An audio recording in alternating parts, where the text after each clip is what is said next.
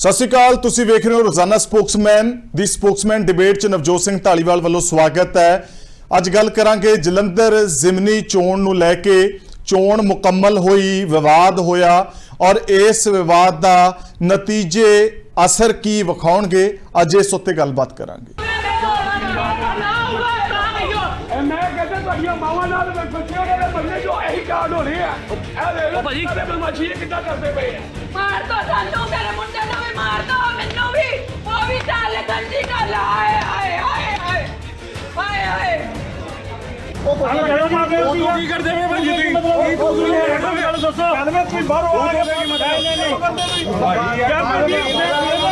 भाई कित्थों आए तुसी?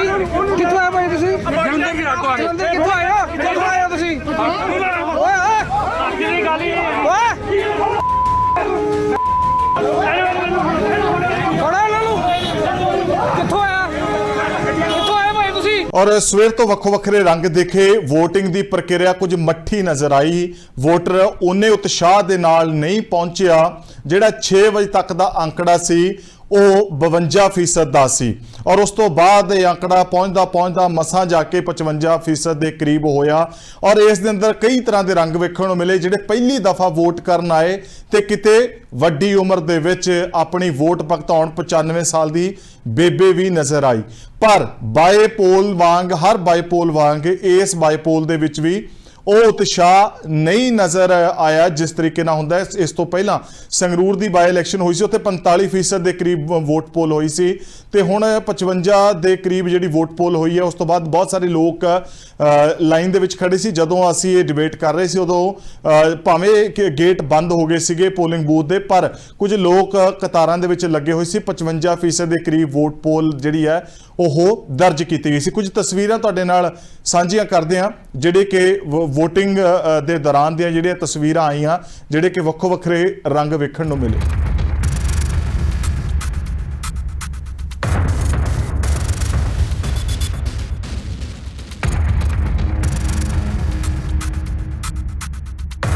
और पूरा दिन जिस तरीके नाल वोटिंग प्रक्रिया हुई, जिथे बाहरों कैंडीडेट आउण दे इल्जाम लगे, बाहरों कुछ पार्टियां दे लीडरां दे आउण लगे, उत्थे झड़प दीयां कुछ तस्वीरां, बहसबाजी दीयां कुछ तस्वीरां भी सामने आईयां। ਕੀ ਨਾਮ ਹੈ ਸਰ ਤੁਹਾਡਾ? मेरा नाम दीनानाथ है जी। ਸਰ ਹੋਇਆ ਕੀ? एक्चुअली गल इदा ना, मैं समाजवादी पार्टी का इलैक्शन एजेंट हाँ जी। मैं कहता ਤੁਹਾਡੀਆਂ ਮਾਵਾਂ ਨਾਲ ਬੱਚਿਆਂ ਦੇ ਬੰਦੇ ਜੋ ਇਹੀ ਕਾਂਡ ਹੋ ਰਹੇ ਆ ਇਹ ਦੇਖ ਲਓ ਭਾਜੀ ਬਦਮਾਸ਼ੀ ਇਹ ਕਿੱਦਾਂ ਕਰਦੇ ਪਏ ਆ। ਮਾਰ ਦੋ ਸਾਨੂੰ, ਮੇਰੇ ਮੁੰਡੇ ਨੂੰ ਵੀ ਮਾਰ ਦੋ, ਮੈਨੂੰ ਵੀ ਉਹ ਵੀ ਚੱਲ ਗੰਜੀ ਕਰ ਆਏ ਆਏ ਆਏ ਆਏ ਆਏ ਆਏ ਉਹ ਕੀ ਕਰਦੇ ਪਏ ਭਾਜੀ ਤੁਸੀਂ? ਮੁਰਦਾਬਾਦ ਮੁਰਦਾਬਾਦ ਮੁਰਦਾਬਾਦ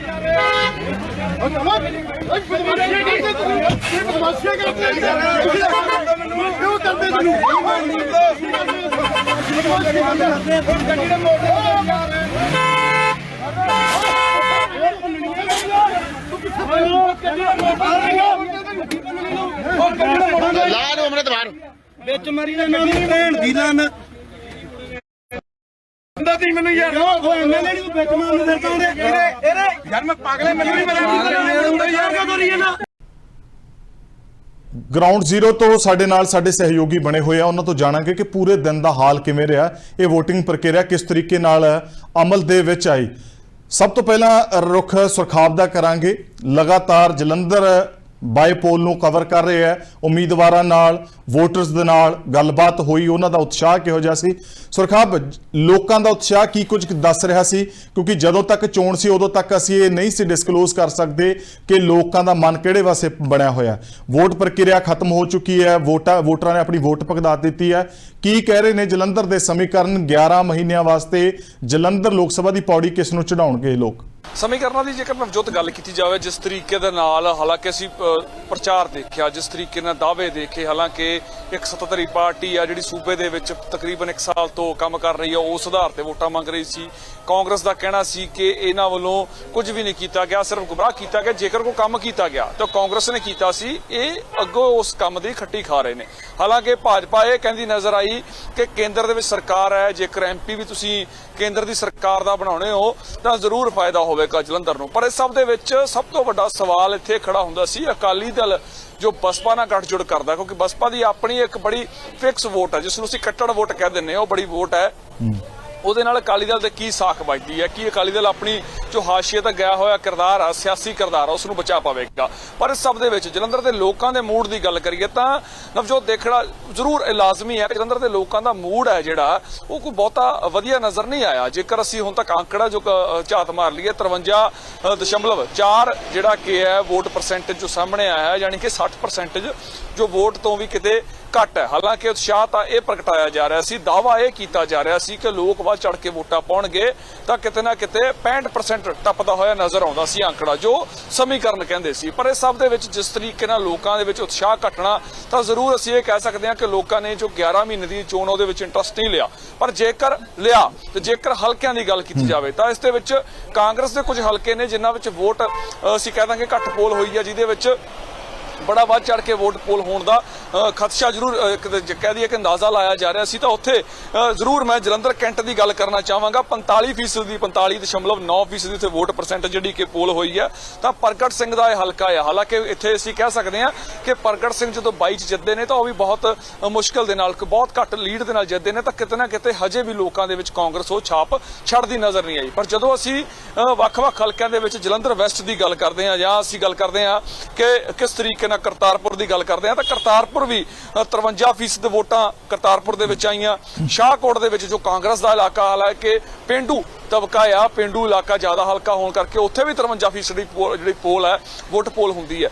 ਤਾਂ ਕਿਤੇ ਨਾ ਕਿਤੇ ਟੱਕਰ ਜਿਹੜੀ ਕਿ ਇਸ ਪਰਸੈਂਟੇਜ ਦੇ ਅੰਕੜੇ ਦੇ ਮੁਤਾਬਿਕ ਇਹ ਲੱਗਦਾ ਆ ਕਿ ਜਿੱਥੇ ਜਿੱਥੇ ਕਾਂਗਰਸ ਹੈ ਉੱਥੇ ਕਾਂਗਰਸ ਦਾ ਬੋਲਬਾਲਾ ਜ਼ਰੂਰ ਸੀ, ਪਰ ਪੇਂਡੂ ਖੇਤਰਾਂ ਦੇ ਵਿੱਚ ਆਮ ਆਦਮੀ ਪਾਰਟੀ ਨੂੰ ਵੋਟ ਭੁਗਤਦੀ ਨਜ਼ਰ ਜ਼ਰੂਰ ਆਈ ਹੈ। ਹਾਂ, ਇਹ ਜ਼ਰੂਰ ਹੈ ਇੱਥੇ ਕਿ ਜਿਸ ਤਰੀਕੇ ਦੇ ਨਾਲ ਉਮੀਦਵਾਰਾਂ ਦੀ ਬਦਲੀ ਹੋਈ, ਜਿਸ ਤਰੀਕੇ ਦੇ ਨਾਲ ਇੱਕ ਤੋਂ ਦੂਜੀ ਪਾਰਟੀ ਦੇ ਵਿੱਚ ਜਿਹੜੇ ਨੁਮਾਇੰਦੇ ਨੇ ਉਹ ਚਲੇ ਗਏ, ਸਿਆਸੀ ਨੁਮਾਇੰਦੇ, ਲੋਕਾਂ ਨੂੰ ਉਹ ਚੀਜ਼ ਜ਼ਰੂਰ ਖਟਕੀ ਜ਼ਰੂਰ ਹੈ ਨਵਜੋਤ ਉਹ ਚੀਜ਼। ਪਰ ਉਸ ਸਭ ਦੇ ਵਿੱਚ ਜਦੋਂ ਉਸ ਸਭ ਦੇ ਵਿੱਚ ਅਸੀਂ ਪੂਰਾ ਅੰਕੜਿਆਂ ਦੇ ਝਾਤ ਮਾਰਦੇ ਹਾਂ ਕਿ ਜੋ ਅੰਕੜਾ ਹਜੇ ਤੱਕ ਸਾਡੇ ਸਾਹਮਣੇ ਆਉਂਦਾ ਹੈ ਕਿ 53 ਤੋਂ ਵੱਧ ਫੀਸਦੀ ਵੋਟ ਜਿਹੜੀ ਪੋਲ ਹੋਈ ਹੈ, ਉਹ ਕਿਤੇ ਨਾ ਕਿਤੇ ਜੋ ਸਿੱਧੇ ਤੌਰ ਤੇ ਕਹਿ ਦਈਏ ਕਿ ਜੋ ਇਹ ਪੂਰਾ ਸਿਨੈਰੀਓ ਸੈੱਟ ਕਰਦੀ ਨਜ਼ਰ ਆਉਂਦੀ ਹੈ ਕਿ ਕਾਂਗਰਸ ਇੱਥੇ ਜ਼ਰੂਰ ਮਜ਼ਬੂਤ ਹੋ ਕੇ ਨਿਕਲ ਸਕਦੀ ਹੈ। ਹਾਲਾਂਕਿ ਬੇਸ਼ੱਕ ਪਿਛਲੀਆਂ 22 ਦੀਆਂ ਚੋਣਾਂ ਵਿੱਚ ਕਾਂਗਰਸ ਨੂੰ ਓਡਾ ਵੱਡਾ ਫਤਵਾ ਨਹੀਂ ਮਿਲਿਆ, ਕਾਂਗਰਸ ਕਿਤੇ ਨਾ ਕਿਤੇ ਕਹਿ ਦਈਏ ਕਿ ਓਪੋਜੀਸ਼ਨ ਪਾਰਟੀ ਜਾਂ ਪੰਜਾਬ ਦੂਜੀ ਪਾਰਟੀ ਬਣਦੀ ਨਜ਼ਰ ਆਈ। ਲੇਕਿਨ ਹੋ ਸਕਦਾ ਹੈ ਜੋ ਅੰਦਾਜ਼ਾ ਲੱਗ ਰਿਹਾ, ਜੋ ਇਸ ਦੀ ਵੋਟ ਪੋਲ ਹੋ ਰਹੀ ਸੀ ਜਾਂ ਲੋਕਾਂ ਦੇ ਜੋ ਮਨ ਪੜਨ ਦੀ ਸੀ ਕੋਸ਼ਿਸ਼ ਕੀਤੀ, ਤਾਂ ਕਾਂਗਰਸ ਨੂੰ ਇੱਥੇ ਵੱਡੀ ਲੀਡ ਮਿਲ ਸਕਦੀ ਹੈ। ਪਰ ਕੁਝ ਇਲਾਕੇ ਨੇ, ਕੁਝ ਹਲਕੇ ਨੇ ਜਿਨ੍ਹਾਂ ਨੂੰ ਨਜ਼ਰਅੰਦਾਜ਼ ਨਹੀਂ ਕੀਤਾ ਜਾ ਸਕਦਾ। ਜਿਨ੍ਹਾਂ ਚੋਂ ਅਸੀਂ ਗੱਲ ਕਰੀਏ ਫਿਲੌਰ ਦੀ ਗੱਲ ਕੀਤੀ ਜਾਵੇ, ਜਿਨ੍ਹਾਂ ਚੋਂ ਨਕੋਦਰ ਦੀ ਗੱਲ ਕੀਤੀ ਜਾਵੇ, ਜਲੰਧਰ ਵੈਸਟ ਦੀ ਗੱਲ, ਖਾਸ ਤੌਰ ਤੇ ਜਲੰਧਰ ਵੈਸਟ ਦੀ ਮੈਂ ਗੱਲ ਕਰਨੀ ਚਾਹਾਂਗਾ। ਜਲੰਧਰ ਵੈਸਟ ਦੇ ਵਿੱਚ ਜੇਕਰ ਵੋਟ ਪੋਲ ਹੋਈ ਤਾਂ 53% ਦੀ ਜਿਹੜੀ ਕਿ ਵੋਟ ਪੋਲ ਹੋਈ, 53% ਤੋਂ ਵੱਧ ਵੋਟ ਪੋਲ ਹੋਈ। ਇਹ ਉਹੀ ਹਲਕਾ ਆ ਜਿੱਥੇ ਸੁਸ਼ੀਲ ਕੁਮਾਰ ਰਿੰਕੂ ਹਾਰ ਗਏ ਸੀ, ਜਿੱਥੇ ਯਾਨੀ ਕਿ ਆਮ ਆਦਮੀ ਪਾਰਟੀ ਦੇ ਉਮੀਦਵਾਰ ਜੋ ਮੌਜੂਦਾ ਉਮੀਦਵਾਰ ਨੇ ਉਹ ਕਾਂਗਰਸ ਵੱਲੋਂ ਚੋਣ ਲੜਦੇ ਨੇ 22 ਦੇ ਵਿੱਚ, ਉਹ ਹਾਰ ਗਏ ਸੀ। ਪਰ ਐਤਕੀ ਦੀ ਜਦੋਂ ਲੜਾਈ ਸੀ, ਐਤਕੀ ਦੀ ਚੋਣ ਅਖਾੜਾ ਸੀ, ਤਾਂ ਇਹਦੇ ਵਿੱਚ ਇਸ ਵਿਰੋਧੀ ਜਿੰਨੇ ਵੀ ਮੱਲ ਸੀ, ਜਿੰਨੇ ਵੀ ਪਹਿਲਵਾਨ ਵਿਰੋਧੀ ਸੀ, ਸਿਆਸੀ ਪਹਿਲਵਾਨ ਸੀ, ਉਹ ਸਾਰੇ ਪਹਿਲਵਾਨ ਆਮ ਆਦਮੀ ਪਾਰਟੀ ਵੱਲ ਇਕੱਠੇ ਹੋ ਜਾਂਦੇ ਨੇ। ਤਾਂ ਜ਼ਰੂਰ ਕਿਤੇ ਨਾ ਕਿਤੇ ਇੱਥੋਂ ਜਲੰਧਰ ਵੈਸਟ ਤੋਂ ਵੱਡੀ ਲੀਡ ਮਿਲਦੀ ਹੋਈ ਨਜ਼ਰ ਆਉਂਦੀ ਹੈ।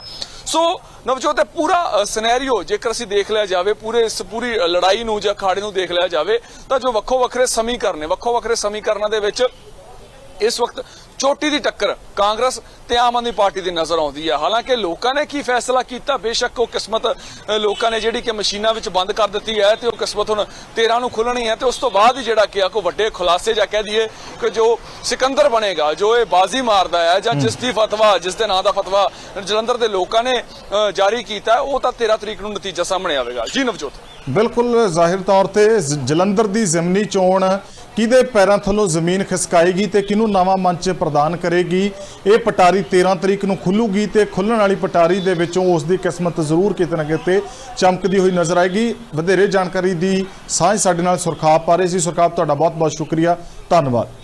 ਔਰ ਲਗਾਤਾਰ ਸ਼ੈਸ਼ਵ ਵੀ ਜਲੰਧਰ ਜ਼ਿਮਨੀ ਚੋਣ ਤੇ ਬਣੇ ਹੋਏ ਸੀ ਔਰ ਕਈ ਪੱਖ ਤੋਂ ਜਿਹੜੀ ਆ ਨਜ਼ਰ ਰੱਖੀ ਹੋਈ ਸੀ। ਸ਼ੈਸ਼ਵ ਨੂੰ ਤੋਂ ਜਾਣਾਂਗੇ। ਸ਼ੈਸ਼ਵ, ਤੁਹਾਡੇ ਸਮੀਕਰਨ, ਤੁਹਾਡੀ ਆਬਜ਼ਰਵੇਸ਼ਨ ਇਸ ਮੌਕੇ ਕੀ ਕਹਿ ਰਹੀ ਹੈ ਕਿ ਜਲੰਧਰ ਬਾਈਪੋਲ ਦੇ ਵਿੱਚ ਲੋਕਾਂ ਦਾ ਜ਼ਿਆਦਾ ਝੁਕਾਅ ਕਿਹੜੇ ਵਾਲੇ ਪਾਸੇ ਨਜ਼ਰ ਆ ਰਿਹਾ ਸੀ?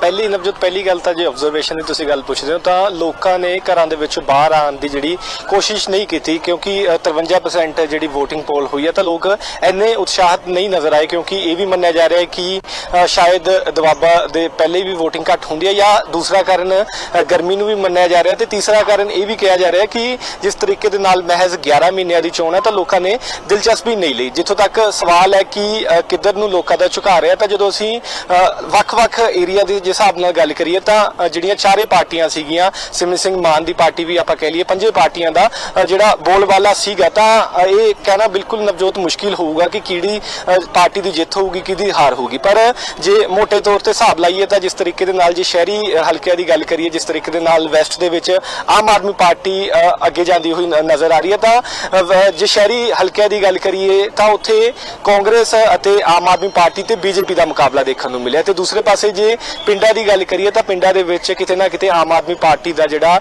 ਲੋਕਾਂ ਨੇ ਆਮ ਆਦਮੀ ਪਾਰਟੀ ਨੂੰ ਘੱਟ ਪਸੰਦ ਕੀਤਾ, ਪਰ ਉੱਥੇ ਅਕਾਲੀ ਦਲ ਅਤੇ ਜਿਹੜਾ ਕਾਂਗਰਸ ਦਾ ਮੁਕਾਬਲਾ ਦੇਖਣ ਨੂੰ ਮਿਲਿਆ। ਜੇ ਵੈਸਟ ਏਰੀਆ ਦੀ ਗੱਲ ਕਰੀਏ ਤਾਂ ਉੱਥੇ ਆਮ ਆਦਮੀ ਪਾਰਟੀ ਉੱਪਰ ਹੈ, ਜੇ ਆਪਾਂ ਗੱਲ ਕਰੀਏ ਫਿਲੌਰ ਦੀ ਤਾਂ ਉੱਥੇ ਕਾਂਗਰਸ ਉੱਪਰ ਹੈ। ਇਸ ਤੋਂ ਇਲਾਵਾ ਜੇ ਆਦਮਪੁਰ ਦੀ ਗੱਲ ਕਰੀਏ ਤਾਂ ਆਦਮਪੁਰ ਦੇ ਲੋਕਾਂ ਦੇ ਵਿੱਚ ਕਾਫੀ ਵਿਰੋਧ ਇਸ ਗੱਲ ਕਰਕੇ ਹੈ ਕਿ ਉੱਥੇ ਦੇ ਜਿਹੜੇ ਉੱਥੇ ਵਿਕਾਸ ਨਹੀਂ ਹੋਇਆ, ਉੱਥੇ ਪੁਲ ਨਹੀਂ ਬਣੇ ਹੋਏ, ਉੱਥੇ ਬਕਾਇਦਾ ਲੋਕਾਂ ਨੇ ਪੋਸਟਰ ਲਗਾਏ ਹੋਏ ਨੇ ਕਿ ਨੋ ਰੋਡ ਤਾਂ ਨੋ ਵੋਟ। ਇਸ ਤੋਂ ਇਲਾਵਾ ਸਿੱਧੂ ਮੂਸੇਵਾਲਾ ਦੇ ਪਿਤਾ ਜਦੋਂ ਇੱਥੇ ਆ ਕੇ ਪਹੁੰਚਦੇ, ਉਹਨਾਂ ਦੇ ਮਾਤਾ ਇੱਥੇ ਆ ਕੇ ਸਰਕਾਰ ਦੇ ਵਿਰੋਧ ਦੇ ਵਿੱਚ ਗੱਲ ਕਰਦੇ ਨੇ, ਤਾਂ ਨਵਜੋਤ ਬੜੇ ਡੂੰਘੇ ਨੇ ਜਿਹੜੇ ਦੁਆਬੇ ਦੇ ਲੋਕ ਨੇ, ਜਲੰਧਰ ਦੇ ਬੜੇ ਡੂੰਘੇ ਲੋਕ ਨੇ, ਆਪਣੀ ਦਿਲ ਦੀ ਗੱਲ ਛੇਤੀ ਨਹੀਂ ਦੱਸਦੇ, ਪਰ ਇੰਨਾ ਕਹਿ ਸਕਦੇ ਹਾਂ ਕਿ ਮੁਕਾਬਲਾ ਕਾਂਗਰਸ ਅਤੇ ਜਿਹੜਾ ਆਮ ਆਦਮੀ ਪਾਰਟੀ ਦੇ ਵਿੱਚ ਜਿਹੜਾ ਪੂਰੀ ਟੱਕਰ ਦਾ ਦਿਖ ਰਿਹਾ। ਪਰ ਅਖੀਰਲੇ ਦਿਨਾਂ ਦੇ ਵਿੱਚ BJP ਵੀ ਗੇਮ ਦੇ ਵਿੱਚ ਆਈ ਹੈ, ਤੇ ਜੇ ਅਕਾਲੀ ਦਲ ਦੀ ਗੱਲ ਕਰੀਏ ਤਾਂ ਅਕਾਲੀ ਦਲ ਨੂੰ ਜਿਸ ਤਰੀਕੇ ਦੇ ਨਾਲ ਜਿਹੜਾ ਬਸਪਾ ਦੇ ਨਾਲ ਜਿਹੜਾ ਇੱਕ ਗੱਠਜੋੜ ਹੈ, ਉਸ ਦਾ ਵੀ ਕਿਤੇ ਨਾ ਕਿਤੇ ਲਾਹਾ ਮਿਲੂਗਾ। ਜਿਸ ਤਰੀਕੇ ਨਾਲ ਸੁਰਖਾਬ ਨੇ ਦੱਸਿਆ ਕਿ ਬਸਪਾ ਦਾ ਜਿਹੜਾ ਪੱਕਾ ਵੋਟਰ ਹੈ ਉਹ ਹਮੇਸ਼ਾ ਨਾਲ ਰਹਿੰਦਾ, ਤਾਂ ਉਹ ਫਾਇਦਾ ਅਕਾਲੀ ਦਲ ਨੂੰ ਮਿਲ ਸਕਦਾ ਹੈ। ਜੀ ਠੀਕ ਹੈ ਸ਼ਸ਼ਿਪ, ਜਾਣਕਾਰੀ ਦੀ ਸਾਂਝ ਪਾਉਣ ਲਈ ਤੁਹਾਡਾ ਬਹੁਤ-ਬਹੁਤ ਸ਼ੁਕਰੀਆ।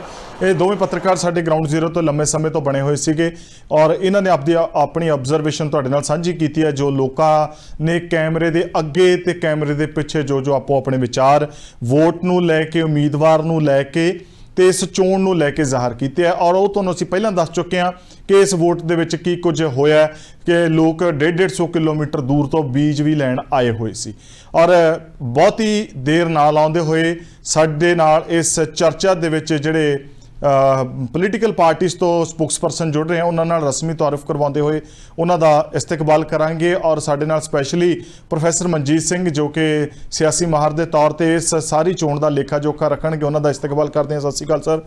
ਕਾਂਗਰਸ ਤੋਂ ਅਰਸ਼ਪ੍ਰੀਤ ਖੜਿਆਲ ਸਾਹਿਬ ਨੇ, ਜਨਾਬ ਜੀਓ ਆਇਆਂ ਨੂੰ। ਆਮ ਆਦਮੀ ਪਾਰਟੀ ਤੋਂ ਰਮਨ ਚਾਂਦੀ ਸਾਹਿਬ ਨੇ, ਜਨਾਬ ਸਤਿ ਸ਼੍ਰੀ ਅਕਾਲ ਜੀ, ਤੁਹਾਡਾ ਸਵਾਗਤ ਹੈ। ਲੋਕੇਸ਼ ਨਾਰੰਗ ਜੀ BJP ਤੋਂ ਆਪਣੀ ਗੱਲਬਾਤ ਰੱਖਣਗੇ, ਤੁਹਾਡਾ ਵੀ ਇਸ ਚਰਚਾ ਦੇ ਵਿੱਚ ਸਵਾਗਤ ਹੈ।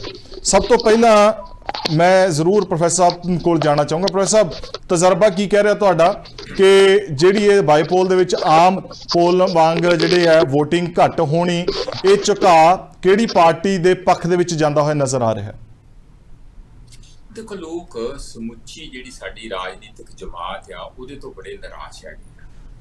ਇਹ ਇੱਕ ਸਾਫ਼ ਦਿਖਦਾ। ਇੱਕ ਤੇ ਇਹ ਵੀ ਗੱਲ ਠੀਕ ਹੈ, ਜਿਵੇਂ ਤੁਹਾਡੇ ਧਰਾਤਲ ਤੇ ਪੱਤਰ ਪ੍ਰੇਰਕ ਹੈਗੇ ਆ, ਉਹਨਾਂ ਨੇ ਦੱਸਿਆ ਕਿ ਦੇਖੋ ਉੱਥੇ ਲੋਕਾਂ ਨੇ 11 ਮਹੀਨਿਆਂ ਦੀ ਹੋਣ ਕਰਕੇ ਬਹੁਤਾ ਜੋਸ਼ ਨਹੀਂ ਦਿਖਾਇਆ। ਦੂਸਰਾ, ਦਬਦਬਾ ਵੀ, ਖਿੱਚੋਤਾਣ ਇੰਨੀ ਜ਼ਿਆਦਾ ਹੈਗੀ ਹੈ, ਪਕਾਈ ਇੰਨੀ ਜ਼ਿਆਦਾ, ਤੁਸੀਂ ਕਹਿ ਲਓ ਕਿ ਲੋਕ ਪਰੇਸ਼ਾਨ ਹੋ ਜਾਂਦੇ ਆ। ਯਾਰ ਕਰਦਾ ਤੇ ਕੋਈ ਹੈ ਨਹੀਂ, ਗੱਲਾਂ ਕਰਦੇ ਆ ਲੋਕ। ਸੱਚੀ ਗੱਲ ਆ ਕਿ ਸਾਰੀ ਜਿਸ ਕਿਸਮ ਦੀ ਸਾਡੀ ਰਾਜਨੀਤੀ ਤੇ ਰਾਜਨੀਤਿਕ ਪਾਰਟੀਆਂ ਦਾ ਕਿਰਦਾਰ ਬਣ ਗਿਆ ਲੋਕਾਂ ਦੇ ਮਨਾਂ 'ਚ, ਉਹ ਨਿਰਾਸ਼ਾਜਨਕ ਹੈ। ਇਸੇ ਕਰਕੇ ਵੋਟਾਂ ਘੱਟ ਪਈਆਂ। ਹੁਣ ਗੱਲ ਇਹ ਆ ਵੀ ਵੋਟਾਂ ਘੱਟ ਪੈਣ, ਵੋਟਾਂ 20% ਪੈਣ ਤਾਂ ਵੀ ਕਿਸੇ ਨਾ ਕਿਸੇ ਨੇ ਜਿੱਤਣਾ, ਤੇ 80% ਪੈਣ ਤਾਂ ਵੀ ਕਿਸੇ ਨਾ ਕਿਸੇ ਜਿੱਤਣਾ। ਮੈਂ ਉੱਥੇ ਵੀ ਜਿਹੜੀ ਤੁਹਾਡੀ ਧਰਾਤਲ ਤੋਂ ਰਿਪੋਰਟਿੰਗ ਹੋਈ ਆ, ਬਾਈ ਐਂਡ ਲਾਰਜ ਉਹਦੇ ਨਾਲ ਮੈਂ ਸਹਿਮਤ ਹਾਂ।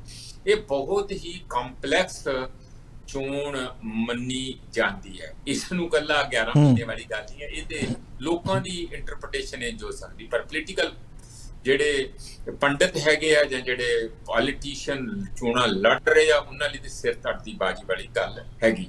ਇਸੇ ਕਰਕੇ ਤੁਸੀਂ ਦੇਖਿਆ ਕਿ ਕਿੰਨੇ MLA ਬਾਹਰੋਂ ਵੀ ਝੋਕੇ ਹੋਏ ਸੀਗੇ ਆਮ ਆਦਮੀ ਪਾਰਟੀ ਨੇ, ਇੱਥੋਂ ਤੱਕ ਕਿ ਜਿਹੜੇ ਉੱਥੇ ਬੂਥਾਂ ਦੇ ਉੱਤੇ ਥੋੜਾ ਦੇਖਣ ਲਈ ਆਪਣੇ ਬੰਦੇ ਰੱਖੇ ਸੀ, ਉਹ ਵੀ ਕੋਈ ਪਟਿਆਲੇ ਤੋਂ ਆਇਆ, ਕੋਈ ਕਿੱਦਾਂ ਆਇਆ। ਇੱਥੇ ਤੱਕ ਜੋਸ਼ ਤੇ ਸਿਰ ਧੜ ਦੀ ਬਾਜੀ ਵਾਲੀ ਇਹ ਚੋਣ ਸੀ। ਪਰ ਇਹਦੇ 'ਚ ਮੈਂ ਇੰਨੀ ਗੱਲ ਹੀ ਕਹੂੰਗਾ ਕਿ ਟੱਕਰ ਇਹ ਬਿਲਕੁਲ ਠੀਕ ਹੈ।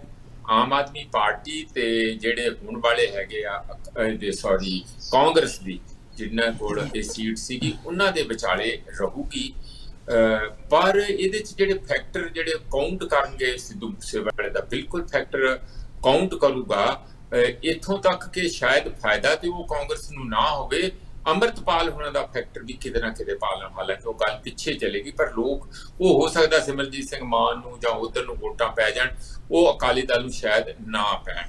ਇਸ ਲਈ ਕਈ ਹੋਰ ਧਰਾਤਲ ਦੇ ਬਹੁਤ ਫੈਕਟਰ ਹੈ ਜਿਹਦਾ ਇੱਥੇ ਹੁਣ ਬਾਰ-ਬਾਰ ਡਿਸਕਸ ਕਰਨ ਦੀ ਲੋੜ ਨਹੀਂ ਹੈ। ਉਹਦੇ ਚੋਂ ਕੁੱਲ ਮਿਲਾ ਕੇ ਪਰਿਸਥਿਤੀ ਇਹੀ ਹੈ ਕਿ ਜਨਰਲੀ ਲੋਕ ਨਿਰਾਸ਼ ਹੋਏ ਆ, ਉਤਸ਼ਾਹਿਤ ਨਹੀਂ ਹੈਗੇ ਕਿ ਸਾਨੂੰ ਕਿਤਿਓਂ ਕੁਝ ਮਿਲੂਗਾ। ਪਰ ਜਿੰਨੇ ਵੀ ਆਏ ਆ ਉਹਦੇ ਚੋਂ ਕਿੱਧਰ ਨੂੰ ਗਏ ਆ, ਉਹਦੇ 'ਚ ਇਹ ਵੀ ਗੱਲ ਠੀਕ ਹੀ ਹੈ ਹਾਲ ਦੀ ਘੜੀ ਕਹਿਣਾ ਕਿ ਟੱਕਰ ਇਹਨਾਂ ਦੀ ਆਪਸ ਵਿੱਚ ਹੈ। ਪਰ ਜੇ ਤੁਸੀਂ ਬਿਲਕੁਲ ਮਾਈਕਰੋਮੀਟਰ ਲਾ ਕੇ ਦੇਖੋ ਤਾਂ ਅਜੇ ਵੀ ਲੱਗਦਾ ਹੈ ਕਿ ਹੋ ਸਕਦਾ ਕਾਂਗਰਸ ਐਤਕੀ ਆਪਣੀ ਸੀਟ ਰਿਟੇਨ ਕਰ ਲਏ, ਇਹਦੇ ਚਾਂਸਸ ਹੈ। ਪਰ ਹਾਲਾਂਕਿ ਉਹ ਚਾਂਸਸ ਬੜੇ ਪਹਿਲਾਂ ਵਾਂਗੂ ਜਿਸ ਤਰ੍ਹਾਂ ਕੇਕ ਵਾਕ ਨਹੀਂ ਹੈ, ਬੜੇ ਮਾਰਜਨ ਤੇ। ਜੀ ਠੀਕ ਹੈ। ਆਮ ਆਦਮੀ ਪਾਰਟੀ ਤੋਂ ਰਮਨ ਸਾਡੇ ਨਾਲ ਬਣੇ ਹੋਏ। ਰਮਨ ਜੀ, ਜਾਣਨਾ ਚਾਹਾਂਗੇ ਕੀ ਲੱਗ ਰਿਹਾ ਹੈ, ਪਾਰਟੀ ਦੀ ਆਬਜ਼ਰਵੇਸ਼ਨ ਕੀ ਹੈ ਕਿ ਆਮ ਆਦਮੀ ਪਾਰਟੀ ਦੀ ਇਸ ਬਾਈਪੋਲ 'ਚ ਕੋਈ ਚਾਂਦੀ ਹੋ ਰਹੀ ਹੈ ਜਾਂ ਨਹੀਂ? ਜੀ ਧੰਨਵਾਦ ਨਵਜੋਤ ਜੀ। ਦੇਖੋ ਮੈਂ ਤੁਸੀਂ ਆਪਣੇ ਰਿਪੋਰਟਰਸ ਦੀ ਵੀ ਬਾਈਟਸ ਦਿਖਾਈਆਂ ਨੇ, ਤੁਸੀਂ ਪਿਛਲੇ ਸੰਗਰੂਰ ਦੀ ਵੀ ਗੱਲ ਕੀਤੀ ਹੈ। ਸਭ ਤੋਂ ਪਹਿਲਾਂ ਮੈਂ ਇਹੀ ਗੱਲ ਕਹਿਣਾ ਚਾਹੂੰਗਾ, ਜਿਸ ਤਰ੍ਹਾਂ ਸੰਗਰੂਰ ਬਾਈਪੋਲ ਦੇ ਵਿੱਚ 45-46% ਵੋਟ ਹੈ ਜਿਹੜੀ ਪੋਲ ਹੋਈ ਸੀ, ਉਸ ਸਮੇਂ ਦੇਖੋ 3 ਮਹੀਨੇ ਹੋਏ ਸੀ ਸਰਕਾਰ ਬਣੀ ਨੂੰ। ਸਰਕਾਰ ਦੀ ਕਾਰਗੁਜ਼ਾਰੀ ਦੇ ਨਾਂ ਤੇ ਉਸ ਸਮੇਂ ਵੋਟ ਹੈ ਜਿਹੜੀ ਪੋਲ ਨਹੀਂ ਹੋਈ ਸੀ, ਫਿਰ ਵੀ ਲੋਕਾਂ ਨੇ ਇੰਟਰਸਟ ਨਹੀਂ ਲਿਆ। ਅੱਜ 13 ਮਹੀਨੇ ਦੀ ਕਾਰਗੁਜ਼ਾਰੀ ਜਿਹੜੀ ਆਪਣੀ ਆਮ ਆਦਮੀ ਪਾਰਟੀ ਲੋਕਾਂ ਦੇ ਵਿੱਚ ਲੈ ਕੇ ਗਈ ਹੈ, ਚਾਹੇ ਉਹ 600 ਯੂਨਿਟ ਹੋਣ, ਚਾਹੇ 29,000 ਨੌਕਰੀਆਂ ਦਿੱਤੀਆਂ ਹੋਣ, ਟੀਚਰ ਟ੍ਰੇਨਿੰਗ ਹੋਵੇ, ਸਿੰਗਾਪੁਰ ਦੀ ਆਪਣੇ ਸ਼ਹੀਦਾਂ ਲਈ 1 ਕਰੋੜ ਰੁਪਏ ਦੀ ਸਨਮਾਨ ਰਾਸ਼ੀ ਹੋਵੇ। ਨਹੀਂ ਖੈਰ ਚਾਂਦੀ ਸਾਹਿਬ, ਇਹ ਗੱਲਾਂ ਤਾਂ 13 ਤਰੀਕ ਨੂੰ ਖੁੱਲਣ ਵਾਲੀ ਪਟਾਰੀ 'ਚੋਂ ਸਾਫ਼ ਹੋ ਜਾਣਗੀਆਂ, ਪਰ ਤੁਹਾਡਾ ਤੇ ਪਾਰਟੀ ਦਾ ਅਨੁਭਵ ਕੀ ਕਹਿ ਰਿਹਾ, ਮੈਂ ਤਾਂ ਉਹ ਜਾਣਨਾ ਚਾਹੁੰਦਾ। ਦੇਖੋ ਗੱਲ ਇਹ ਹੈ ਕਿ ਜਿਸ ਤਰ੍ਹਾਂ ਕਾਂਗਰਸ ਦੇ 5 ਵਿਧਾਇਕ ਇਸ ਕੌਂਸਟੀਚੁਐਂਸੀ ਦੇ ਵਿੱਚ ਸੀਗੇ, ਮੇਰੀ ਡਿਊਟੀ ਹਲਕਾ ਫਲੋਰ ਦੇ ਵਿੱਚ ਸੀ। 8 ਤਰੀਕ ਰਾਤ ਤੱਕ ਮੈਂ ਹਲਕਾ ਫਲੋਰ ਦੇ ਵਿੱਚ ਰਿਹਾ। ਜੋ ਮੈਂ ਧਰਾਤਲ ਦੇ ਉੱਤੇ ਕੰਮ ਕੀਤਾ, ਔਰ ਧਰਾਤਲ ਦੇ ਉੱਤੇ ਮੈਂ ਆਮ ਲੋਕਾਂ 'ਚ ਗਿਆ, ਮੈਂ ਵਿਰੋਧੀਆਂ ਦੇ ਕੋਲ ਵੀ ਗਿਆ। ਦੇਖੋ ਵੋਟ ਪੋਲ ਹੋ ਚੁੱਕੀ ਆ, ਮੈਂ ਕਾਂਗਰਸੀਆਂ ਕੋਲ ਵੀ ਗਿਆ, ਮੈਂ ਅਕਾਲੀ ਦਲ ਦੇ ਕੋਲ ਵੀ ਗਿਆ ਆਪਣੀ ਮਾਨ ਸਰਕਾਰ ਦੀ ਕਾਰਗੁਜ਼ਾਰੀ ਨੂੰ ਲੈ ਕੇ, ਔਰ ਲੋਕ ਸੰਤੁਸ਼ਟ ਸੀ। ਫਲੋਰ ਹਲਕੇ ਤੋਂ ਦੇਖੋ ਵਿਕਰਮਜੀਤ ਚੌਧਰੀ, ਜਿਨ੍ਹਾਂ ਦੇ ਆਪਣੇ ਪਰਿਵਾਰਕ ਮੈਂਬਰ ਜਿਹੜੇ ਇਸ ਉਮੀਦਵਾਰ ਨੇ ਇਸ ਲੜਾਈ ਦੇ ਵਿੱਚ, ਉਹਨਾਂ ਦੇ ਤੋਂ ਸੰਤੁਸ਼ਟ ਇਸ ਕਰਕੇ ਨਹੀਂ ਸੀ। ਇੱਕ ਐਗਜ਼ਾਮਪਲ ਦਊਂਗਾ ਕਿ ਗੁਰਾਇਆ ਸ਼ਹਿਰ ਦਾ ਇੱਕ ਫਾਟਕ ਪੈਂਦਾ ਹੈ, 70 ਸਾਲ ਤੋਂ ਇਹ ਲੋਕ ਰਾਜ ਕਰਦੇ ਰਹੇ, ਜਿਹੜਾ ਉੱਥੇ ਅੰਡਰਪਾਸ ਨਹੀਂ ਬਣਾ ਸਕੀ ਸਰਕਾਰ, ਤਾਂ ਹਰ ਇੱਕ ਦੁਕਾਨਦਾਰ ਦੀ ਦੇਖੋ 2 ਹਿੱਸਿਆਂ 'ਚ ਗੁਰਾਇਆ ਸ਼ਹਿਰ ਨੂੰ ਵੰਡਿਆ ਗਿਆ। ਹਰ ਇੱਕ ਦੁਕਾਨਦਾਰ ਦੀ ਇੱਕੋ ਹੀ ਡਿਮਾਂਡ ਸੀ ਕਿ ਇੱਥੇ ਅੰਡਰਪਾਸ ਕਿਸੇ ਵੀ ਸਰਕਾਰ ਨੇ ਨਹੀਂ ਬਣਾਇਆ, ਸਾਨੂੰ ਇਹ ਚਾਹੀਦਾ, ਸਾਨੂੰ ਕੁਝ ਨਹੀਂ ਚਾਹੀਦਾ। तो ਇਹ ਚੀਜ਼ਾਂ ਬੜੀਆਂ ਕਾਊਂਟ ਕਰਦੀਆਂ ਨੇ। ਫਲੋਰ ਹਲਕਾ ਵੀ ਕਾਂਗਰਸ ਹਾਰੂਗੀ। ਕਾਂਗਰਸ ਆਪਣੇ ਹਲਕੇ ਚੋਂ ਜਿਹੜੀ ਗੱਲ ਕਰਦੇ ਆ ਸ਼ਾਹਕੋਟ ਦੀ ਕਿ ਇੱਕ ਦਿਹਾਤੀ ਏਰੀਆ, ਉੱਥੋਂ ਹੋ ਸਕਦਾ ਕਿ ਘੱਟ ਮਾਰਜਨ ਦੇ ਉੱਤੇ ਕਾਂਗਰਸ ਹਾਰ ਜੇ, ਬਾਕੀਆਂ ਤੋਂ ਵੱਧ ਮਾਰਜਨ ਤੇ ਕਾਂਗਰਸ ਹਰੇਗੀ। ਆਮ ਆਦਮੀ ਪਾਰਟੀ ਆਪਣੇ ਹਲਕਿਆਂ ਤੋਂ ਜਿੱਤੇਗੀ। ਸ਼ਹਿਰ ਦੇ ਵਿੱਚ ਫਾਈਟ ਜ਼ਰੂਰ ਹੈ ਕਿ ਬੀਜੇਪੀ, ਜੋ ਮੈਨੂੰ ਲੱਗਦਾ ਮੇਰੀ ਆਬਜ਼ਰਵੇਸ਼ਨ ਹੈ ਕਿ ਬੀਜੇਪੀ ਥੋੜਾ ਬਹੁਤ ਗੇਮ ਕਰ ਰਹੀ ਹੈ ਸ਼ਹਿਰ ਦੇ ਵਿੱਚ, ਜਲੰਧਰ ਸ਼ਹਿਰ ਦੇ ਵਿੱਚ, ਉਹਦਾ ਨੁਕਸਾਨ ਆਮ ਆਦਮੀ ਪਾਰਟੀ ਨੂੰ ਨਹੀਂ ਹੋਣ ਵਾਲਾ, ਇਹਨਾਂ ਪਾਰਟੀਆਂ ਨੂੰ ਹੋਏਗਾ। ਠੀਕ ਹੈ ਖੜਿਆਲ ਸਾਹਿਬ, ਕਾਂਗਰਸ ਦੇ ਖੇਮੇ ਦੇ ਵਿੱਚ ਕੋਈ ਖੁਸ਼ੀ ਦੀ ਲਹਿਰ ਇਸ ਵੋਟ ਪੋਲ ਤੋਂ ਬਾਅਦ? ਬਿਲਕੁਲ, ਦੇਖੋ ਧਾਲੀਵਾਲ ਸਾਹਿਬ 1999 ਤੋਂ ਲੈ ਕੇ ਹੁਣ ਤੱਕ ਜਲੰਧਰ ਦੇ ਲੋਕਾਂ ਨੇ ਕਾਂਗਰਸ ਦੀ ਬਾਹ ਫੜੀ ਹੈ। ਐਤਕੀ ਵੀ ਫੰਡ ਕੇ ਇਤਿਹਾਸ ਦੁਹਰਾਊਗਾ। ਕਰਨਾਟਕਾ ਦੇ ਵਿੱਚ ਵੀ ਕਾਂਗਰਸ ਦੀ ਫਤਿਹ ਹੋਊਗੀ ਤੇ ਜਲੰਧਰ ਦੇ ਵਿੱਚ ਵੀ ਕਾਂਗਰਸ ਦੀ ਫਤਿਹ ਹੋਊਗੀ ਤੇ ਆਮ ਆਦਮੀ ਪਾਰਟੀ ਨਾਲ ਇਤਿਹਾਸ ਸੰਗਰੂਰ ਵਾਲਾ ਦੁਹਰਾਊਗਾ। ਸੰਗਰੂਰ ਦੇ ਵਿੱਚ ਚਾਂਦੀ ਸਾਹਿਬ ਨੇ ਕਿਹਾ 45 ਤੋਂ 46% ਵੋਟਰ ਟਰਨਆਊਟ ਸੀ, ਗਲਤ ਕਿਹਾ, ਫੈਕਚੁਅਲੀ ਇਨਕਰੈਕਟ ਸਟੇਟਮੈਂਟ ਹੈ। ਸੰਗਰੂਰ ਦੀ ਵੋਟਰ ਟਰਨਆਊਟ 37%, ਅਬੈਸਮਲੀ ਲੋ। ਅੱਛਾ, ਮੈਂ ਰਿਕੁਐਸਟ ਕਰਦਾ ਧਾਲੀਵਾਲ ਸਾਹਿਬ, ਡਿਸਟਰਬੈਂਸ ਆ ਰਹੀ ਥੋੜੀ, जरा म्यूट कर लें जो पैनलिस्ट मेरे जी जी जी बिल्कुल। दूजी गल धालीवाल साहब ये है कि देखो ਜਦੋਂ ਦੀ ਇਹ ਸਰਕਾਰ ਆਈ ਹੈ ਪੰਜਾਬ ਦੇ ਵਿੱਚ ਉਦੋਂ ਤੋਂ ਲੋਕਾਂ ਦਾ ਝੁਕਾਅ ਪੋਲਿਟਿਕਸ ਵੱਲ ਹੀ ਖਤਮ ਹੁੰਦਾ ਜਾ ਰਿਹਾ ਹੈ, ਇੰਟਰਸਟ ਹੀ ਖਤਮ ਹੋ ਰਿਹਾ ਹੈ। ਇਹ ਜਿਹੜਾ ਇਹਨਾਂ ਨੇ ਐਡਾ ਵੱਡਾ ਝੂਠ ਬੋਲਿਆ ਸੀ ਨਾ, ਬਦਲਾਵ ਲੈ ਕੇ ਆਵਾਂਗੇ ਜੀ, ਰਵਾਇਤੀ ਪਾਰਟੀ ਤੋਂ ਬੜੇ ਵੱਖਰੇ ਆ ਜੀ, ਆਹ ਕਰਾਂਗੇ ਉਹ ਕਰਾਂਗੇ, ਸਾਰਾ ਕੁਝ ਉਲਟਾ ਕੀਤਾ, ਤਾਂ ਕਰਕੇ ਲੋਕਾਂ ਦਾ ਇੰਟਰਸਟ ਹੀ ਖਤਮ ਹੋ ਗਿਆ। ਉਹ ਕਹਿੰਦੇ ਬਦਲਾਵ ਨਹੀਂ ਸਾਨੂੰ ਚਾਹੀਦਾ, ਸੀ ਤੁਹਾਨੂੰ ਬਦਲਾਂਗੇ ਹੁਣ, ਤੇ ਤਾਂ ਕਰਕੇ ਆਮ ਆਦਮੀ ਪਾਰਟੀ ਤਿਆਰੀ ਕਰ ਲੇ। ਪਹਿਲਾਂ ਆਪਦਾ ਗੜ ਹਾਰੇ, ਹੁਣ ਜਲੰਧਰ ਹਾਰਨਗੇ, ਫਿਰ 24, ਫਿਰ 27। ਅੱਛਾ ਧਾਲੀਵਾਲ ਸਾਹਿਬ ਮੈਂ 32 ਨਹੀਂ ਕਹੂੰਗਾ, 32 ਤਾਂ ਨਹੀਂ ਕਹੂੰਗਾ ਕਿਉਂਕਿ 32 ਤੱਕ ਇਹ ਹਾਸ਼ੀ ਤੇ ਆਲਰੇਡੀ ਆ ਚੁੱਕੇ ਹੋਣਗੇ। ਟਾਈਟੈਨਿਕ ਡੁੱਬਦਾ ਜਹਾਜ਼ ਹੈ, ਉਹ ਤੱਕ ਡੁੱਬ ਜੂਗਾ। ਤੇ ਦੂਜਾ ਇਹ ਤੁਸੀਂ ਇਹ ਦੇਖੋ ਕਿ ਲੋਕਾਂ ਲਈ ਨਾ VOTING ਇੱਕ ਸਭ ਤੋਂ ਵੱਡਾ ਅਧਿਕਾਰ ਹੁੰਦਾ ਹੈ। It's one of the biggest rights that we have. ਤੇ ਉਹਦੇ ਬਾਵਜੂਦ ਜਦੋਂ ਇਹ ਐਕਸਰਸਾਈਜ਼ ਨਾ ਹੋਵੇ ਤਾਂ ਲੋਕਤੰਤਰ ਤੇ ਕਿਹੜੀ ਛਾਪ ਪੈਂਦੀ ਹੈ, ਇਹ ਸੋਚਣ ਦੀ ਲੋੜ ਹੈ ਬੜੀ ਗੰਭੀਰਤਾ ਨਾਲ। ਇੱਕ ਅੱਛੇ ਲੋਕਤੰਤਰ ਦੀ ਨਿਸ਼ਾਨੀ ਹੁੰਦੀ ਹੈ ਇੱਕ ਅੱਛੀ ਵੋਟਰ ਟਰਨਆਊਟ। ਤੇ ਸਰਕਾਰ ਦਾ ਵੀ ਮੈਂ ਸਮਝਦਾ ਫੇਲਿਅਰ ਹੈ ਕਿ ਇਹ ਨਹੀਂ ਆਪਣਾ ਲੋਕਾਂ ਨੂੰ ਇਹ ਚੀਜ਼ ਸਮਝਾ ਸਕੀ ਕਿ ਤੁਹਾਡੀ VOTING ਕਿੰਨੀ ਇੰਪੋਰਟੈਂਟ ਹੈ, ਇਹ ਤੁਹਾਡਾ ਰਾਈਟ ਕਿੰਨਾ ਇੰਪੋਰਟੈਂਟ ਹੈ। ਇਹਨਾਂ ਵੱਲੋਂ ਮੈਸੇਜ ਆਉਣਾ ਚਾਹੀਦਾ ਸੀਗਾ। ਚੌਥਾ ਇਹ ਹੈ ਕਿ ਆਮ ਆਦਮੀ ਪਾਰਟੀ ਦੇ MLA ਬਾਬਾ ਬਕਾਲੇ ਤੋਂ ਦਲਬੀਰ ਸਿੰਘ ਟੌਂਗ ਸਾਹਿਬ ਉਹ ਅਰੈਸਟ ਵੀ ਹੋਏ ਤੇ ਕਿਉਂਕਿ ਉਹ ਉੱਥੇ ਆਪਣਾ ਹੀ was not supposed to be present there, ਤੇ ਉਹਦੇ ਬਾਅਦ ਬੇਲ ਤੇ ਉਹ ਰਿਹਾ ਵੀ ਹੋਏ। ਉਹਦੇ ਬਾਅਦ ਦੂਜਾ ਹੋਰ ਬਹੁਤ ਇਰੈਗੂਲੈਰਿਟੀ ਸੀਗੀਆਂ, ਆਊਟਸਾਈਡਰਸ ਕਿੱਥੋਂ ਆਏ ਹੋਏ, ਅਸੀਂ ਕੰਪਲੇਂਟਸ ਕੀਤੀਆਂ, ਅਸੀਂ ਲਾਈਵ ਗਏ। ਤੇ ਜਿਹੜੇ MLA ਲਾਡੀ ਸਾਹਿਬ ਨੇ ਕਾਂਗਰਸ ਪਾਰਟੀ ਦੇ, ਉਹਨਾਂ ਨੇ ਇੱਕ ਹੋਰ FIR ਲਾਂਚ ਕਰਵਾਈ ਸ਼ਾਹਕੋਟ ਦੇ ਵਿੱਚ। ਤੇ ਮਤਲਬ ਕਿ ਆਮ ਆਦਮੀ ਪਾਰਟੀ ਨੇ ਐਤਕੀ ਲੋਕਤੰਤਰ ਨੂੰ ਡੰਡਾ ਤੰਤਰ ਤੇ ਭੈ ਤੰਤਰ ਬਣਾਉਣ ਦੀ ਕੋਸ਼ਿਸ਼ ਕੀਤੀ ਹੈ। ਲੋਕਾਂ ਨੇ ਲਾਈਵ ਦੇਖਿਆ ਜੀ। ਅਸੀਂ ਕੱਲੀ ਚੀਜ਼ ਇੱਥੋਂ ਤੱਕ ਕਿ ਧਾਲੀਵਾਲ ਸਾਹਿਬ ਮੈਂ ਕੁਝ ਦਿਨ ਪਹਿਲਾਂ ਕਾਂਗਰਸ ਪਾਰਟੀ ਦੇ ਕਹਿਣ ਤੇ ਇੱਕ ਆਪ ਪਰਸਨਲੀ ਕੰਪਲੇਂਟ ਡਰਾਫਟ ਕੀਤੀ ਸੀਗੀ, ਜਿੱਥੇ ਆਮ ਆਦਮੀ ਪਾਰਟੀ ਅਲੈਜਡਲੀ ਪੁਲਿਸ ਦਾ ਦੁਰਉਪਯੋਗ ਕਰ ਰਹੀ ਸੀਗੀ ਪੋਸਟਰਸ ਲਾਉਣ ਲਈ। ਵੀਡੀਓ ਵੀ ਅਸੀਂ ਨੈਕਸਟ ਕੀਤੀ ਤੇ ਅਸੀਂ ਸਟੇਟ ਇਲੈਕਸ਼ਨ ਕਮਿਸ਼ਨ ਤੇ ਚੀਫ ਇਲੈਕਸ਼ਨ ਕਮਿਸ਼ਨ ਨੂੰ ਭੇਜੀ ਸੀਗੀ। ਮੈਂ ਪਰਸਨਲੀ ਡਰਾਫਟ ਕੀਤੀ ਸੀਗੀ ਤੇ ਹਜੇ ਤੱਕ ਆਮ ਆਦਮੀ ਪਾਰਟੀ ਦੇ ਖਿਲਾਫ ਅਸੀਂ ਐਕਸ਼ਨ ਨਹੀਂ ਦੇਖਿਆ। ਤਾਂ ਅਸੀਂ ਉਹ ਵੀ ਉਮੀਦ ਕਰਦੇ ਹਾਂ ਕਿ ਐਕਸ਼ਨ ਜਲਦੀ ਹੋਊਗਾ, ਕਿਉਂਕਿ ਉਹ ਬੜੀ ਗੰਭੀਰਤਾ ਵਾਲੀ ਗੱਲ ਹੈ ਕਿ ਜਿਹੜੀ ਪੰਜਾਬ ਦੀ ਏਜੰਸੀਜ਼ ਹੈ, ਪੰਜਾਬ ਦੀ ਫੋਰਸ ਹੈ, ਟੈਕਸਪੇਅਰ ਦੇ ਪੈਸੇ ਤੇ ਉਹਨਾਂ ਨੂੰ ਸੈਲਰੀ ਮਿਲਦੀ ਹੈ, ਜੋ ਇਹ ਕੰਮ ਲਈ ਯੂਜ਼ ਹੋਣਗੇ ਤਾਂ ਕਿਵੇਂ ਚੱਲੂਗਾ। So therefore allegedly we have filed a complaint also. Number 2 ਇਹ ਹੈ ਕਿ ਭਾਰਤੀ ਜਨਤਾ ਪਾਰਟੀ ਦੇ ਵਰਕਰ ਵੀ, ਉਹਨਾਂ ਦੇ ਵੀ ਕੁਝ ਸੱਟਾਂ ਵੱਜੀਆਂ, ਕੁਝ ਉਹਨਾਂ ਦੇ ਥੱਪੜ ਮਾਰੇ ਗਏ ਹੈ ਅਲੈਜਡਲੀ। ਉਹਦੇ ਲਈ ਵੀ ਐਕਸ਼ਨ ਇਨੀਸ਼ੀਏਟ, ਅਸੀਂ ਕਿਹਾ ਵੀ ਐਕਸ਼ਨ ਇਨੀਸ਼ੀਏਟ ਹੋਣਾ ਚਾਹੀਦਾ ਹੈ। ਤੁਸੀਂ ਧਾਲੀਵਾਲ ਸਾਹਿਬ ਇੱਕ ਸਿੰਪਲ ਚੀਜ਼ ਦੇਖੋ ਕਿ ਸਰਕਾਰ ਕਿੰਨੀ ਕੁ ਵਧੀਆ ਮੈਨੇਜਮੈਂਟ ਕਰ ਪਾ ਰਹੀ ਹੈ, ਉਹਦਾ ਪਤਾ ਲੱਗਦਾ ਹੁੰਦਾ ਇਲੈਕਸ਼ਨਸ ਤੋਂ। ਕਿੰਨੇ ਪੀਸਫੁਲ ਹੈ, ਕਿੰਨੇ ਵਧੀਆ ਤਰੀਕੇ ਨਾਲ without any fight, without any irregularities conduct ਹੋ ਰਹੇ ਕਿ ਨਹੀਂ। ਤੇ ਤੁਸੀਂ ਦੇਖ ਲਿਆ ਅੱਜ ਕਿ ਲੜਾਈ ਜ਼ਿਆਦਾ ਹੋਈ, ਇਰੈਗੂਲੈਰਿਟੀਜ਼ ਜ਼ਿਆਦਾ ਹੋਈਆਂ, ਦਰਖਾਸਤਾਂ ਪਈਆਂ, ਕੰਪਲੇਂਟਸ ਪਈਆਂ, ਲੇਕਿਨ ਟਰਨ ਆਊਟ ਜਿਹੜੀ ਹੈ ਬਹੁਤ ਥੋੜੀ ਹੋਈ। ਆਮ ਆਦਮੀ ਪਾਰਟੀ ਦਾ ਬਹੁਤ ਵੱਡਾ ਫੇਲਿਅਰ ਜਤਾਉਂਦਾ ਹੈ ਤੇ ਉਮੀਦ ਕਰਦੇ ਹਾਂ ਕਿ ਸਰਕਾਰ ਇਹ ਤੋਂ ਬਾਅਦ ਜਿਹੜੀ ਨੀਂਦ ਚ ਹੈ ਨਾ, ਜਿਹੜੇ ਇਹਨਾਂ ਨੇ ਵੱਡੇ ਵਾਅਦੇ ਕੀਤੇ ਸੀ, ਦਲਿਤ ਡਿਪਟੀ CM ਬਣਾਵਾਂਗੇ, 14 ਮਹੀਨੇ ਹੋ ਗਏ। ਨਹੀਂ ਖੜਿਆਲ ਸਾਹਿਬ, ਮੁੱਖ ਦੀ ਗੱਲ ਹੈ ਵੀ ਜਿਹੜਾ 99 ਤੋਂ ਚੱਲਿਆ ਰਿਹਾ ਕਾਂਗਰਸ ਦਾ ਵਕਾਰ ਹੈ, ਕਾਂਗਰਸ ਉਹਨੂੰ ਕਾਮਯਾਬ ਰੱਖਣ ਦੇ ਵਿੱਚ ਇੱਥੇ ਆਪਣੇ ਆਪ ਨੂੰ ਸਮਰੱਥ ਨਜ਼ਰ ਰੱਖ ਆ ਰਹੀ ਹੈ ਕਿ ਨਹੀਂ? ਬਿਲਕੁਲ 100%, ਕਿਉਂਕਿ ਧਾਲੀਵਾਲ ਸਾਹਿਬ ਸਰਕਾਰ ਕੋਲੇ ਕੁਝ ਦਿਖਾਉਣ ਨੂੰ ਹੈ ਨਹੀਂ। ਬੀਜੇਪੀ ਤੋਂ ਜ਼ਿਆਦਾ, ਜਿੰਨੀ ਬੀਜੇਪੀ ਦੇ ਟੋਟਲ MLAs ਹੈ ਉਹ ਤੋਂ ਜ਼ਿਆਦਾ ਸਾਡੇ ਜਲੰਧਰ ਕੰਸਟੀਚੁਐਂਸੀ ਦੇ ਵਿੱਚ ਹੈ। ਜਿੰਨੇ ਸ਼੍ਰੋਮਣੀ ਅਕਾਲੀ ਦਲ ਦੇ ਟੋਟਲ MLAs ਹੈ ਉਹ ਤੋਂ ਜ਼ਿਆਦਾ ਸਾਡੇ ਜਲੰਧਰ ਕੰਸਟੀਚੁਐਂਸੀ ਦੇ ਵਿੱਚ ਹੈ। ਆਮ ਆਦਮੀ ਪਾਰਟੀ ਦਾ ਗ੍ਰਾਫ ਜਿਹੜਾ ਥੱਲੇ ਜਾ ਰਿਹਾ ਤੁਸੀਂ ਆਲਰੇਡੀ ਦੇਖ ਚੁੱਕੇ ਹੋ। ਤੇ ਸਿਰਫ ਇੱਥੇ ਨਹੀਂ, ਹਿਮਾਚਲ ਦੇ ਵਿੱਚ ਪਹਿਲਾਂ ਅਸੈਂਬਲੀ ਇਲੈਕਸ਼ਨ 0 ਸੀਟਾਂ, ਉਹ ਤੋਂ ਬਾਅਦ MC ਇਲੈਕਸ਼ਨ 0 ਸੀਟਾਂ, ਤੇ ਲੋਕ ਸਭਾ ਦੇ ਵਿੱਚ ਵੀ 0 ਸੀਟਾਂ। ਉਹ ਹੁਣ ਵੀ 0 ਰਹਿਣਗੇ। ਤੁਹਾਨੂੰ ਯਾਦ ਹੋਊਗਾ ਧਾਲੀਵਾਲ ਸਾਹਿਬ, ਭਗਵੰਤ ਮਾਨ ਸਾਹਿਬ ਨੇ ਕਿਹਾ ਸੀਗਾ, ਕਹਿੰਦੇ ਬੀਜੇਪੀ ਲੀਡਰਸ ਨਾ PM ਮੋਦੀ ਸਾਹਿਬ ਨਾਲ ਇਸ਼ੂ ਟੇਕ ਅਪ ਕਰਨ RTF ਤੇ ਮਾਰਕੀਟ ਫੀਸ ਦਾ, ਕਿਉਂਕਿ ਆਮ ਆਦਮੀ ਪਾਰਟੀ ਦੀ ਆਵਾਜ਼ ਮੋਦੀ ਸਾਹਿਬ ਤੱਕ ਨਹੀਂ ਪਹੁੰਚ ਸਕਦੀ, ਨਾ ਪਾਰਲੀਮੈਂਟ ਤੱਕ ਪਹੁੰਚ ਸਕਦੀ ਹੈ, ਦਰਵਾਜ਼ੇ ਤੱਕ ਨਹੀਂ ਪਹੁੰਚੂਗੀ ਕਿਉਂਕਿ MP ਕੋਈ ਨਹੀਂ। ਦੂਜਾ ਇਹਨਾਂ ਨੇ ਕੋਈ ਡਿਲੀਵਰ ਨਹੀਂ ਕੀਤਾ ਜੀ ਵਾਅਦਾ ਜਿਹੜਾ ਕੀਤਾ ਸੀਗਾ, ਮਹਿਲਾਵਾਂ ਨੂੰ 1000 ਦੇਵਾਂਗੇ, ਦਲਿਤ ਡਿਪਟੀ CM ਦਾ 4 ਮਹੀਨੇ 'ਚ ਨਸ਼ਾ ਖਤਮ ਕਰ ਦਾਂਗੇ, ਬੇਅਦਬੀ ਮਾਮਲੇ 'ਚ ਅਸੀਂ 24 ਘੰਟੇ 'ਚ ਇਨਸਾਫ ਕਰਾਂਗੇ, ਫਿਰ 1.5 ਮਹੀਨੇ 'ਚ ਇਨਸਾਫ ਕਰਾਂਗੇ। ਫਿਰ ਇਹਨਾਂ ਨੇ ਹੋਰ ਦੇਖੋ ਜਿਹੜਾ ਲਾਅ ਐਂਡ ਆਰਡਰ ਇਨਸੀਡੈਂਟ ਹੈ, ਤੁਸੀਂ 14 ਮਹੀਨਿਆਂ 'ਚ 14 ਵੱਡੇ ਬਲੰਡਰਸ ਤੁਸੀਂ ਦੇਖ ਸਕਦੇ ਹੋ, ਬਹੁਤ ਵਧੀਆ। ਹਾਲ ਹੀ ਦੇ ਵਿੱਚ ਸੀਰੀਅਲ ਬਲਾਸਟ ਹੋਏ ਅੰਮ੍ਰਿਤਸਰ ਦੇ ਵਿੱਚ, ਅਜਨਾਲਾ ਕਾਂਡ ਹੋਇਆ, ਅੰਮ੍ਰਿਤਪਾਲ ਇਸ਼ੂ ਹੋਇਆ। ਬਿਲਕੁਲ, ਇਹਨਾਂ ਸਾਰੇ ਦੇ ਉੱਤੇ ਤਾਂ ਵੋਟਰ ਨੇ ਆਪਣੀ ਸੋਚ ਸਮਝ ਦੇ ਮੁਤਾਬਕ ਵੋਟ ਕਾਸਟ ਕੀਤੀ ਹੋਗੀ। ਨਾਰੰਗ ਸਾਹਿਬ ਤੋਂ ਪੁੱਛਣਾ ਚਾਹੁੰਦਾ, ਨਾਰੰਗ ਸਾਹਿਬ ਬਹੁਤ ਟੌਪ ਦੀ ਲੀਡਰਸ਼ਿਪ, ਸੈਂਟਰਲ ਮਿਨਿਸਟਰ ਚਾਹੇ ਅਨੁਰਾਗ ਠਾਕੁਰ ਹੋਣ, ਹਰਦੀਪ ਪੁਰੀ ਹੋਣ, VK ਸਿੰਘ ਤੱਕ, ਹੋਰ ਬਹੁਤ ਸਾਰੀ ਲੀਡਰਸ਼ਿਪ ਜਿਹੜੀ ਹੈ ਉਹ ਜਲੰਧਰ ਦੇ ਵਿੱਚ ਝੋਕ ਦਿੱਤੀ ਗਈ। ਕੋਈ ਨਤੀਜਾ ਨਿਕਲਦਾ ਨਜ਼ਰ ਆ ਰਿਹਾ ਹੈ ਜਾਂ ਫਿਰ ਨਿਰਾਸ਼ਾ ਦਾ ਆਲਮ ਪੱਲੇ ਪਊਗਾ? ਦੇਖੋ ਪਹਿਲੀ ਗੱਲ ਤਾਂ ਕਿ ਜੋ ਵੀ ਜਨਤਾ ਨੇ ਅੱਜ VOTING ਕੀਤੀ, ਅਸੀਂ ਜੋ ਜਨਤਾ ਦੀ VOTING ਹੈ ਉਸ ਨੂੰ ਸਵੀਕਾਰ ਕਰਦੇ ਆ। ਔਰ ਜਿਹੜੇ ਨਤੀਜੇ ਆ ਦੇਖੋ ਇਹ ਤਾਂ 13 ਤਰੀਕ ਨੂੰ ਪਤਾ ਲੱਗਣਗੇ। ਚਾਂਦੀ ਜੀ ਇਹ ਕਹਿ ਰਹੇ ਨੇ ਕਿ ਜੋ ਇਹ ਨਤੀਜੇ ਆਣਗੇ 13 ਮਹੀਨੇ ਦੀ ਸਰਕਾਰ ਦੇ ਕੰਮਕਾਜ ਦਾ ਫਤਵਾ ਆ। ਤੇ ਚਾਂਦੀ ਜੀ ਨੂੰ ਇਹ ਸਮਝ ਲੈਣਾ ਚਾਹੀਦਾ ਕਿ ਸਰਕਾਰ, ਲੋਕਾਂ ਨੇ ਸਰਕਾਰ ਨੂੰ ਨਕਾਰ ਦਿੱਤਾ, ਪਰ ਇਹ ਅੱਜ ਨਹੀਂ ਮੰਨਣਗੇ ਤੁਹਾਡੇ ਚੈਨਲ ਤੇ।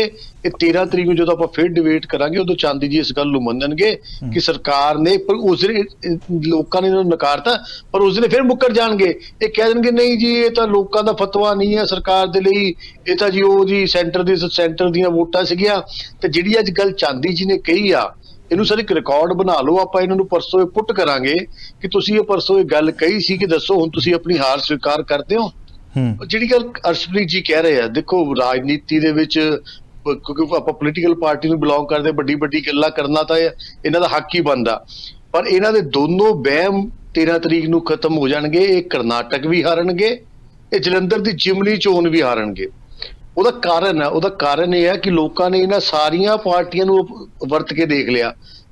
ਅਕਾਲੀ ਦਲ ਨੂੰ ਦੇਖ ਲਿਆ, ਕਾਂਗਰਸ ਨੂੰ ਦੇਖ ਲਿਆ, ਉਸ ਤੋਂ ਬਾਅਦ ਇਹ ਆਮ ਆਦਮੀ ਪਾਰਟੀ ਵਾਲੇ ਜਿਹੜੇ ਬਦਲਾਅ ਲਾਏ ਸੀ। ਤੇ ਹੁਣ ਲੋਕਾਂ ਦੀ ਜਿਹੜੀ ਸੋਚ ਹੈ, ਲੋਕਾਂ ਦੀ ਜਿਹੜੀ ਵੋਟ ਹੈ, ਲੋਕਾਂ ਦਾ ਜਿਹੜਾ ਧਿਆਨ ਹੈ ਉਹ ਭਾਰਤੀ ਜਨਤਾ ਪਾਰਟੀ ਵੱਲ ਡਾਇਵਰਟ ਹੋ ਰਿਹਾ। ਭਾਰਤੀ ਜਨਤਾ ਪਾਰਟੀ ਦੇ ਕਾਰਜਕਰਤਾ ਨੇ ਇਸ ਇਲੈਕਸ਼ਨ 'ਚ ਬਹੁਤ ਮਿਹਨਤ ਕੀਤੀ ਆ। ਅਸੀਂ ਪਹਿਲੀ ਵਾਰੀ ਆਪਣੇ ਤੌਰ ਤੇ ਇਲੈਕਸ਼ਨ ਲੜ ਰਹੇ ਆ ਬਿਨਾਂ ਅਕਾਲੀ ਦਲ ਦੇ, ਬਿਨਾਂ ਕਿਸੇ ਹੋਰ ਪਾਰਟੀ ਦੇ ਸਮਰਥਨ ਦੇ। ਤੇ ਸਾਨੂੰ ਇਹ ਉਮੀਦ ਆ ਕਿ ਜਿਹੜਾ ਜਲੰਧਰ ਦਾ ਜਿਮਨੀ ਚੋਣ ਦਾ ਰਿਜ਼ਲਟ ਆ ਉਹ 'ਚ ਭਾਰਤੀ ਜਨਤਾ ਪਾਰਟੀ ਦਾ ਕੈਂਡੀਡੇਟ ਜਿਹੜਾ ਉਹ ਜੇਤੂ ਹੋਊਗਾ ਤੇ ਇਹਨਾਂ ਸਾਰੇ ਜਿਹੜੇ ਨੈਗੇਟਿਵ ਪੋਲਿਟਿਕਸ ਕਰਨ ਵਾਲੇ ਦੀ ਰਾਜਨੀਤੀ ਇੱਥੇ ਖਤਮ ਹੋ ਜਾਏਗੀ।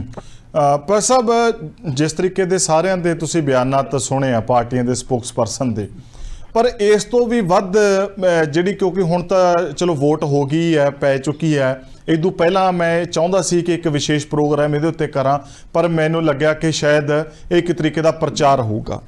ਕੋਈ ਸਿੰਪਥੀ ਵੀ ਚੀਜ਼ ਹੁੰਦੀ ਹੈ, ਕੋਈ ਫਰਾਖ ਦਿਲੀ ਵੀ ਚੀਜ਼ ਹੁੰਦੀ ਹੈ, ਦਰਿਆ ਦਿਲੀ ਵੀ ਕੋਈ ਚੀਜ਼ ਹੁੰਦੀ ਹੈ।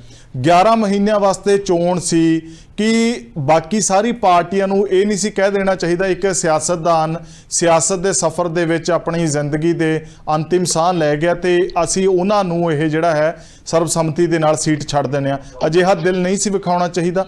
ਬਹੁਤ ਸਾਰੇ ਮੁਲਕ ਦੇ ਵਿੱਚ ਸਾਡੇ ਕੋਲ ਉਦਾਹਰਨਾਂ ਨੇ, ਅਜਿਹੇ ਬਹੁਤ ਮੌਕਿਆਂ ਤੇ ਇਦਾਂ ਹੋਇਆ।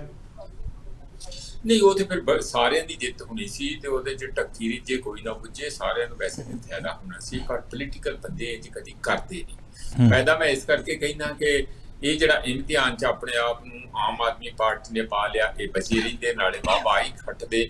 ਔਰ ਇਸੇ ਤਰੀਕੇ ਨਾਲ ਬੀਜੇਪੀ ਲਈ ਵੀ ਜਿਸ ਤਰ੍ਹਾਂ ਹੁਣ ਨਾਰੰਗ ਜੀ ਕਹਿ ਰਹੇ ਸੀਗੇ, ਕਿਉਂਕਿ ਉਹਨਾਂ ਨੇ ਦੂਜੀਆਂ ਪਾਰਟੀਆਂ ਨੂੰ ਦੇਖ ਲਿਆ, ਇਸ ਕਰਕੇ ਹੁਣ ਸਾਨੂੰ ਇੱਥੇ ਜਿਤਾਉਣਗੇ, ਤੇ ਫਿਰ ਕਰਨਾਟਕਾ ਦੇ ਵਿੱਚ ਇਹਨਾਂ ਨੂੰ ਦੇਖ ਲਿਆ, ਹੁਣ ਫਿਰ ਉੱਥੇ ਕਾਂਗਰਸ ਨੂੰ ਜਿਤਾਉਣਗੇ। ਇਹ ਆਰਗੂਮੈਂਟ ਤਰਕ ਦੇ ਤੌਰ ਤੇ ਠੀਕ ਹੈ, ਬੜੇ ਮਿਊਜ਼ੀਕਲ ਲੱਗਦੇ ਆ, ਪਰ ਧਰਾਤਲ ਦੀਆਂ ਜਦੋਂ ਵੋਟ ਲੋਕ ਪਾਉਂਦੇ ਆ ਉਹਦੇ ਚ ਬਹੁਤ ਫੈਕਟਰ ਹੁੰਦੇ ਆ। ਧਾਲੀਵਾਲ ਜੀ ਆਪਾਂ ਜਾਣਦੇ ਆ, ਕਈ ਵਾਰੀ ਤਤਕਾਲ ਤੁਰੰਤ ਅੱਧਾ ਘੰਟਾ ਪਹਿਲਾਂ ਵਾਲੇ ਫੈਕਟਰ ਵੀ ਕੰਮ ਕਰ ਜਾਂਦੇ। ਇਹ ਹਾਲਾਤ ਵੋਟਾਂ ਪੈਣ ਵੇਲੇ ਹੁੰਦੇ ਆ। ਮੈਨੂੰ ਜਿਹੜੀ ਇਹ ਜੇ ਕਰਦੇ ਤੇ ਚੰਗਾ ਰਹਿਣਾ ਸੀਗਾ, ਮੇਰਾ ਮਤਲਬ ਇਹ ਹੈ। ਦੂਜੀ ਗੱਲ ਜਿਹੜੀ ਹੈ ਨਾ, ਮੈਨੂੰ ਚਿੰਤਾ ਹੈ ਵੋਟਾਂ ਦਾ, ਤੁਸੀਂ ਵੀ ਦੇਖ ਰਹੇ, ਮੈਂ ਵੀ ਦੇਖ ਰਿਹਾ। ਹੁਣ ਇਹ ਕਿਹੋ ਜੀ ਪੋਲਿਟਿਕਸ ਆ ਵੀ ਕੈਂਡੀਡੇਟ ਲਾਸਟ ਮੋਮੈਂਟ ਤੇ ਤੁਸੀਂ ਦੂਜੀ ਪਾਰਟੀਆਂ ਚੋਂ ਲੈ ਲਓ। ਜਦੋਂ ਤੁਸੀਂ ਵੋਟਾਂ ਪਵਾਉਣੀਆਂ ਆ ਉਸ ਨੂੰ ਬੰਦੇ ਵੀ ਪ੍ਰਚਾਰ ਲਈ ਬਾਹਰੋਂ ਲੈ ਆਓ, ਈਵਨ ਪੋਲਿੰਗ ਬੂਥਾਂ ਦੇ ਉੱਤੇ ਵੀ ਬੰਦੇ ਦੂਸਰੀਆਂ ਜਗ੍ਹਾ ਤੋਂ ਲੈ ਕੇ ਤੁਸੀਂ ਆ ਜਾਓ। ਤੇ ਜੇ ਸਾਰਾ ਬਾਹਰ ਦਾ ਮਾਲ ਹੀ ਆ ਤੇ ਵੋਟਾਂ ਆਪਣੀ ਪਾਰਟੀ ਨੂੰ ਪਵਾਉਣੀਆਂ, ਇਹ ਕਿੱਧਰ ਨੂੰ ਜਾ ਰਹੇ ਆ? ਇਹ ਕੋਈ ਵੀ ਪਾਰਟੀ ਹੋਵੇ। ਐਤਕੀ ਤੁਹਾਨੂੰ ਆਪਾਂ ਨੂੰ ਆਮ ਆਦਮੀ ਪਾਰਟੀ ਦਾ ਜ਼ਿਆਦਾ ਇਧਰ ਨੂੰ ਦੇਖਿਆ, ਕਿਉਂਕਿ ਉਹਨਾਂ ਲਈ ਬਹੁਤ ਵੱਡੇ ਵਕਾਰ ਜਿਹੜਾ ਦਾਅ ਤੇ ਲੱਗਾ। ਜਿਵੇਂ ਸਾਰੇ ਕਹਿ ਹੀ ਦਿੰਦੇ ਸੰਗਰੂਰ ਚੇਂਜ ਹੋ ਗਿਆ, ਸੰਗਰੂਰ ਚ ਤੱਤ ਪੜਤ ਵਿੱਚ ਹੋਇਆ, ਇੱਕ ਭਾਵਕ ਹਾਲਾਤਾਂ ਦੇ ਵਿੱਚ ਹੋਇਆ। ਇਹ ਨਹੀਂ ਸੀ ਕਿ ਉਦੋਂ ਇਹਨਾਂ ਦੇ ਨਾਲ ਲੋਕ ਸੱਚੀ ਮੁੱਚੀ ਦਿਲੋਂ ਇੰਨੇ ਨਾਰਾਜ਼ ਹੋ ਗਏ ਸੀ। ਉਹ ਤੇ ਉੱਥੇ ਹਾਲਾਤ ਇਹੋ ਜਿਹੇ ਬਣ ਗਏ, ਜਿਸ ਤਰ੍ਹਾਂ ਸਿੱਧੂ ਮੂਸੇਵਾਲਾ ਜਾਂ ਹੋਰ ਸਾਰੇ, ਕਿ ਉਹਨਾਂ ਨੇ ਤੁਰੰਤ ਅਦੀਪ ਸਿੱਧੂ ਵਾਲਾ ਜਾਂ ਉਧਰ ਨੂੰ ਇੱਕ ਵਾਰੀ ਕਹਿਤਾ ਵੀ ਐਤਕੀ ਨਹੀਂ, ਫਿਰ ਇਹਨਾਂ ਨੂੰ ਆਪਾਂ ਮਜ਼ਾ ਚੁਕਾਉਣੀ। ਇਹ ਕਿਸਮ ਦਾ ਗੁੱਸਾ ਸੀਗਾ। ਇਸੇ ਤਰੀਕੇ ਨਾਲ ਜਿਹੜੀਆਂ 92 ਸੀਟਾਂ ਵੀ ਜਿੱਤੀਆਂ, ਉਹ ਵੀ ਲੋਕਾਂ ਨੇ ਆਪਣੇ ਆਕਰੋਸ਼ ਚੋਂ ਦੂਜਿਆਂ ਤੋਂ ਦੁਖੀ ਹੋ ਕੇ ਬੜੇ ਧੜੱਲੇ ਨਾਲ ਵੋਟਾਂ ਪਾਈਆਂ। ਤੇ ਇਹਨਾਂ ਨੂੰ ਵੀ ਸੋਚਣਾ ਚਾਹੀਦਾ ਹੈ ਕਿ ਪਾਰਟੀ ਦੀ ਉਨੀ ਤਾਕਤ ਨਹੀਂ ਹੈ ਧਰਾਤਲ ਲੈਵਲ ਤੇ, ਨਾ ਉਨੀ ਛਵੀ, ਨਾ ਉਹਨਾਂ ਅਜੇ ਕੰਮ ਹੈਗੇ ਆ ਕਿ ਇਹ ਬਿਲਕੁਲ ਮੁਕਾਬਲੇ ਤੇ ਅਲੀ ਕਰਦੇ ਆਪਣੇ ਫਲਾਈਂਗ ਕਲਰ ਦੇ ਨਾਲ ਆਰਾਮ ਨਾਲ ਕੇਕ ਵਾਕ ਵਾਂਗੂ ਜਿੱਤ ਸਕਦੇ। ਹਾਲਾਂਕਿ ਜਿੰਨਾ ਕੋ ਤਾਕਤ ਹੁੰਦੀ ਆ ਤਾਲੀਬਾਨ 'ਚ ਅਸੀਂ ਜਾਣਦੇ ਆ। ਅੱਜ ਪੁਲਿਸ ਦਾ ਰੋਲ ਵੀ ਦੇਖ ਰਿਹਾ ਸੀ, ਹੋਰ ਧਮਕੀਆਂ ਸਰਪੰਚਾਂ ਨੂੰ ਕਹਿਣਾ ਕਿ ਦੇਖੋ ਜੇ ਤੁਸੀਂ 4 ਸਾਲ ਜੇ ਸਾਡੇ ਪਏ ਆ ਤੁਸੀਂ ਦੇਖ ਲਓ, ਜਾਂ ਇਨਕੁਆਇਰੀਆਂ ਕਰਾਉਣੀਆਂ ਕਿ ਪੈਸੇ ਲੈਣੇ ਆ। ਇਹ ਮੈਂ ਨਹੀਂ ਕਹਿੰਦਾ ਇਹਨਾਂ ਨੇ ਕਿਹਾ, ਆਮ ਕੋਈ ਵੀ ਪਾਰਟੀ ਜਿਹੜੀ ਰੂਲਿੰਗ ਹੁੰਦੀ ਉਹ ਆਹੀ ਕੁਝ ਕਰ ਵੋਟਾਂ ਜਿਹੜੀਆਂ ਲੋਕਲ ਬਾਡੀਜ਼ ਦੀਆਂ ਪੰਚਾਇਤਾਂ ਦੀਆਂ ਤੇ ਰੂਲਿੰਗ ਜੇਤੀ ਲੈਂਦੀ ਆ, ਗੂੰਜ ਹੀ ਲੈਂਦੀ ਆ। ਜਾਣੀ ਪੋਲਿੰਗ ਬੂਥ ਜਿਸ ਤਰੀਕੇ ਨਾਲ ਲੁੱਟੇ ਜਾਂਦੇ ਆ, ਜੋ ਹੁਣ ਹੌਲੀ ਹੌਲੀ ਪਾਰਲੀਮੈਂਟ ਤੇ ਸੂਬੇ ਦੀਆਂ ਚੋਣਾਂ 'ਚ ਵੀ ਇਹ ਬਿਮਾਰੀ ਪਹੁੰਚ ਰਹੀ ਆ। ਆ ਪਹਿਲੀ ਵਾਰੀ ਤੁਹਾਨੂੰ ਦੇਖਣ ਪਿਆ ਕਿ ਇਸ ਵੇਲੇ ਕਿੰਨੀ ਤਤਪਰਤਾ, ਕੱਲ ਕੁਛ ਵੀ ਨਹੀਂ ਹੈ ਜਿਉਂ ਦੇਖੋ ਤੁਸੀਂ ਠੀਕ ਕਿਹਾ, ਪਰ ਸਟੇਕਸ ਇੰਨੀਆਂ ਹਾਈ ਆ। ਮੈਂ ਹੁਣ ਪਿੰਨ ਪੁਆਇੰਟ ਕਰਨਾ ਚਾਹੁੰਦਾ ਕਿ ਆਮ ਆਦਮੀ ਪਾਰਟੀ ਦੀ ਡਬਲ ਸਟੇਕ ਹੈ। ਇੱਕ ਕਿ ਪਾਰਲੀਮੈਂਟ ਲੋਕ ਸਭਾ ਖਾਲੀ ਪਈ ਹੈ, ਉਹ ਬਾਰ-ਬਾਰ ਭਗਵੰਤ ਮਾਨ ਜੀ ਕਹਿੰਦੇ ਆ ਕਿ ਉੱਥੇ ਭੇਜੋ ਕੋਈ ਤੇ ਨੁਮਾਇੰਦਾ ਸਾਡਾ ਹੋਵੇ ਤੇ ਜਲੰਧਰ ਬੱਲੇ ਬੱਲੇ ਕਰਾਏ ਤੇ ਨਾਲੇ ਤੁਸੀਂ ਮੇਰੇ ਹੀ ਬੱਲੇ ਬੱਲੇ ਕਰਾਓ। ਤੇ ਨਾਲ ਹੀ ਉਹਨਾਂ ਨੇ ਇਹ ਕਿਹਾ ਕਿ ਲੋਕ ਵੋਟਾਂ ਪਾਉਣਗੇ ਤੇ ਆਪਣੀ ਜਿਹੜਾ ਟਵੀਟ ਦਿੱਤਾ ਥੋੜੀ ਦੇਰ ਪਹਿਲਾਂ ਆਇਆ ਸੀ ਨਾ ਟਵੀਟ ਜਿਹੜਾ ਉਹਨਾਂ ਦਾ, ਕਿ ਲੋਕ ਆਪਣੀ ਜਿਹੜੀ ਸਮਝਦਾਰੀ ਦਾ ਸਬੂਤ ਦੇਣਗੇ।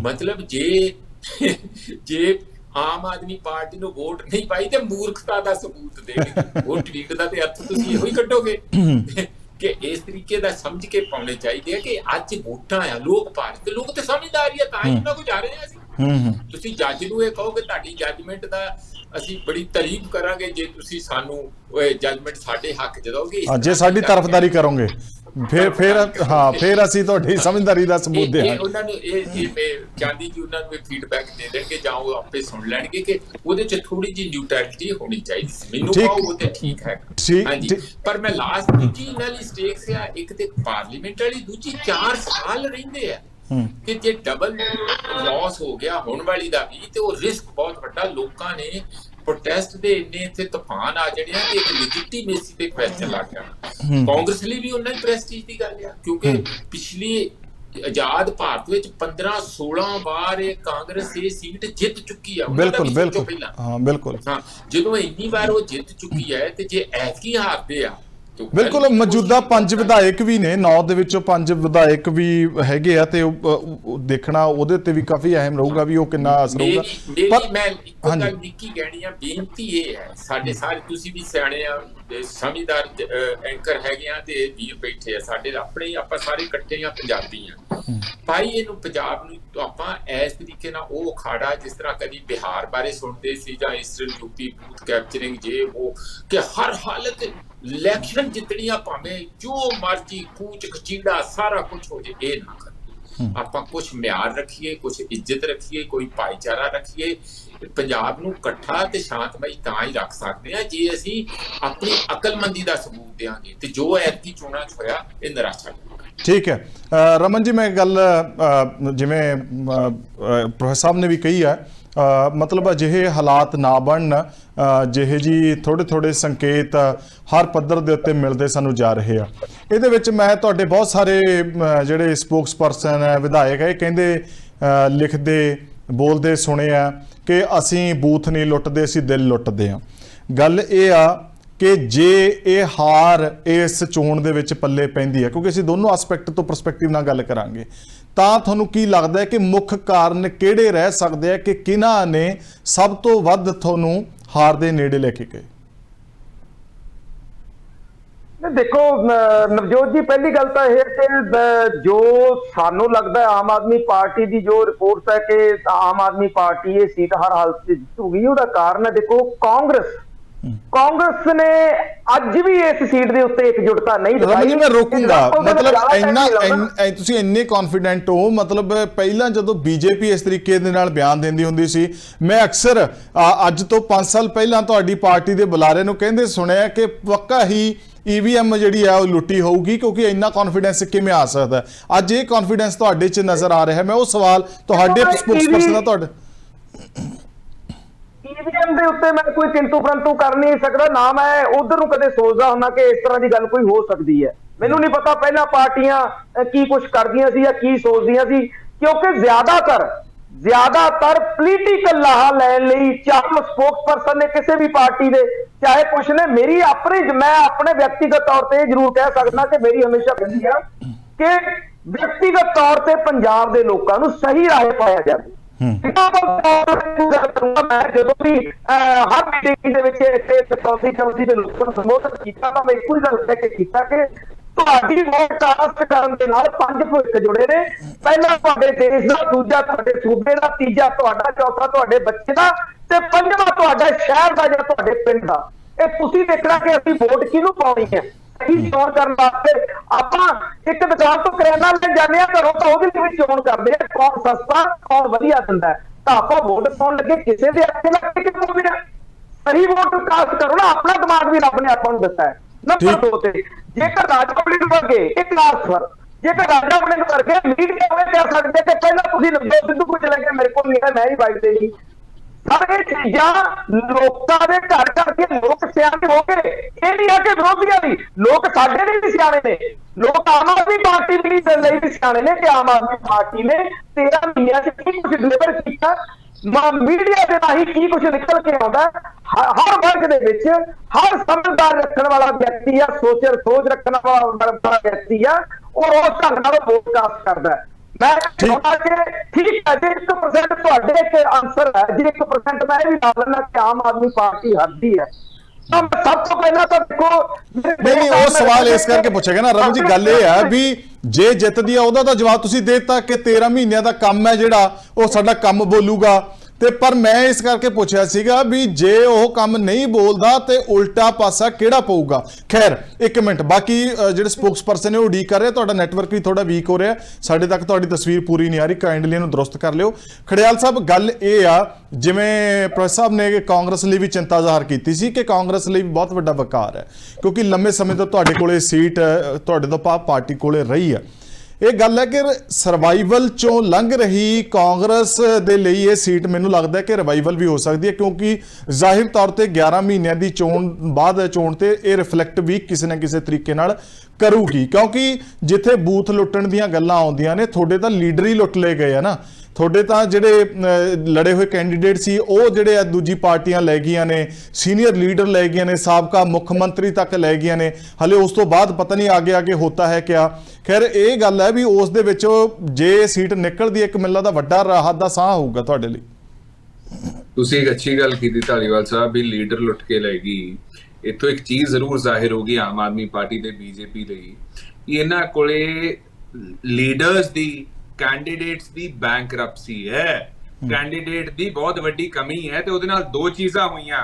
ਜਿਹੜਾ ਕੈਡਰ ਉਹ ਲੀਡਰਸ ਦਾ ਸੀਗਾ ਕਾਂਗਰਸ ਪਾਰਟੀ ਦੇ ਵਿੱਚ ਉਹਦਾ ਪਿੱਛੇ ਰਹਿ ਗਿਆ ਕਾਂਗਰਸ 'ਚ, ਤੇ ਜਦੋਂ ਉਧਰ ਜਾਵੜੇ ਹੋ ਤੇ ਉਹਨਾਂ ਨੂੰ ਟਿਕਟ ਮਿਲ ਗਈ, ਵਾਈਸ ਪ੍ਰੈਜ਼ੀਡੈਂਟ ਬਣਾ ਦਿੱਤੇ ਗਏ, 5-6 ਜਨਰਲ ਸੈਕਟਰੀ ਬਣਾ ਦਿੱਤੇ ਗਏ, ਸੈਕਟਰੀ ਬਣਾ ਦਿੱਤੇ ਗਏ, ਸਪੋਕਸਪਰਸਨ ਬਣਾ ਦਿੱਤੇ ਗਏ, ਹੋਰ ਅਹੁਦਿਆਂ ਨਾਲ ਨਵਾਜ਼ ਦਿੱਤੇ ਗਏ।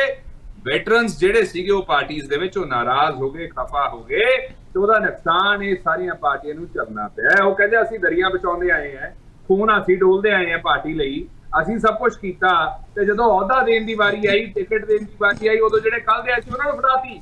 ਇੱਥੋਂ ਝਲਕਦੇ ਆ ਦੌਰੇ ਮਾਪਦੰਡ, ਇੱਥੋਂ ਪਤਾ ਲੱਗਦਾ ਕਿ ਨੈਤਿਕਤਾ ਪ੍ਰਾਇੋਰਿਟੀ ਨਹੀਂ ਹੈ ਇਹਨਾਂ ਲਈ। ਦੂਜਾ ਇਹ ਹੈ ਕਿ ਦੇਖੋ ਮੂਸੇਵਾਲਾ ਸਾਹਿਬ ਦੇ ਫਾਦਰ ਸਾਹਿਬ ਜਿਹੜੇ ਸੀ ਉਹਨਾਂ ਨੇ ਵੀ ਬੜਾ ਕਲੀਅਰਲੀ ਕਿਹਾ, ਕਹਿੰਦੇ ਕਿਉਂਕਿ ਮੇਰੇ ਪੁੱਤ ਨੂੰ ਇਹ ਇਨਸਾਫ ਨਹੀਂ ਦੇ ਸਕੇ, ਅਸੀਂ ਵਾਰ-ਵਾਰ ਕਿਹਾ ਵੀ ਮੇਨ ਮੁਲਜ਼ਮ ਇਹ ਕਿ ਕਰ ਹੀ ਕੁਝ ਨਹੀਂ ਸਕੇ ਤੇ ਅਸੀਂ ਤਾਂ ਅਪੀਲ ਕਰਦੇ ਆ ਵੀ ਆਮ ਆਦਮੀ ਪਾਰਟੀ ਨੂੰ ਨਾ ਕੋਈ ਵੋਟ ਪਾਵੇ ਜੀ। ਜੇ ਹੋਰ ਕਿਸੇ ਵੀ ਪਾਰਟੀ ਨੂੰ ਤੁਸੀਂ ਵੋਟ ਪਾ ਲਓ, ਆਮ ਆਦਮੀ ਪਾਰਟੀ ਨੂੰ ਨਾ ਪਾਓ। ਇਹੀ ਬਹੁਤ ਸਾਰੇ ਲੋਕਾਂ ਦਾ ਵਿਚਾਰ ਸੀ, ਇਹੀ ਬਹੁਤ ਸਾਰੇ ਲੋਕਾਂ ਦੀ ਧਾਰਨਾ ਸੀਗੀ ਕਿਉਂਕਿ ਆਮ ਆਦਮੀ ਪਾਰਟੀ ਨੇ ਚਾਹੇ ਕਿਸਾਨ ਹੋਣ, ਇਹਨਾਂ ਨੇ ਅਪਲਿਫਟਮੈਂਟ ਕਿਸਾਨਾਂ ਦੀ ਕੋਈ ਅਪਲਿਫਟਮੈਂਟ ਨਹੀਂ ਕੀਤੀ। ਇਹਨਾਂ ਤੋਂ ਨਾ ਮਾਰਕੀਟ ਫੀ ਦਾ ਕੁਝ ਹੋਇਆ, ਨਾ ਆਰਡੀਐਫ ਦਾ ਕੁਝ ਹੋਇਆ, ਨਾ ਵੈਲਿਊ ਕੱਟਸ ਦਾ ਕੁਝ ਹੋਇਆ, ਨਾ ਕੰਪਨਸੇਸ਼ਨ ਦਾ ਹੋਇਆ, ਨਾ ਕਿਸਾਨਾਂ ਦੀ ਕੋਈ ਹੋਰ ਮਦਦ ਹੋਈ। ਫਿਰ ਕਿਸਾਨ ਸਾਰੇ ਇਹਨਾਂ ਤੋਂ ਖਫਾ ਹੋ ਗਏ, ਮਹਿਲਾਵਾਂ ਖਫਾ ਹੋ ਗਈਆਂ ਕਿਉਂਕਿ 1000 ਵਾਅਦਾ ਕੀਤਾ ਸੀਗਾ, 14 ਮਹੀਨੇ ਹੋ ਗਏ, 14000 ਡਿਊ ਸੀ ਉਹ ਨਹੀਂ ਇਹਨਾਂ ਤੋਂ ਦਿੱਤਾ ਗਿਆ।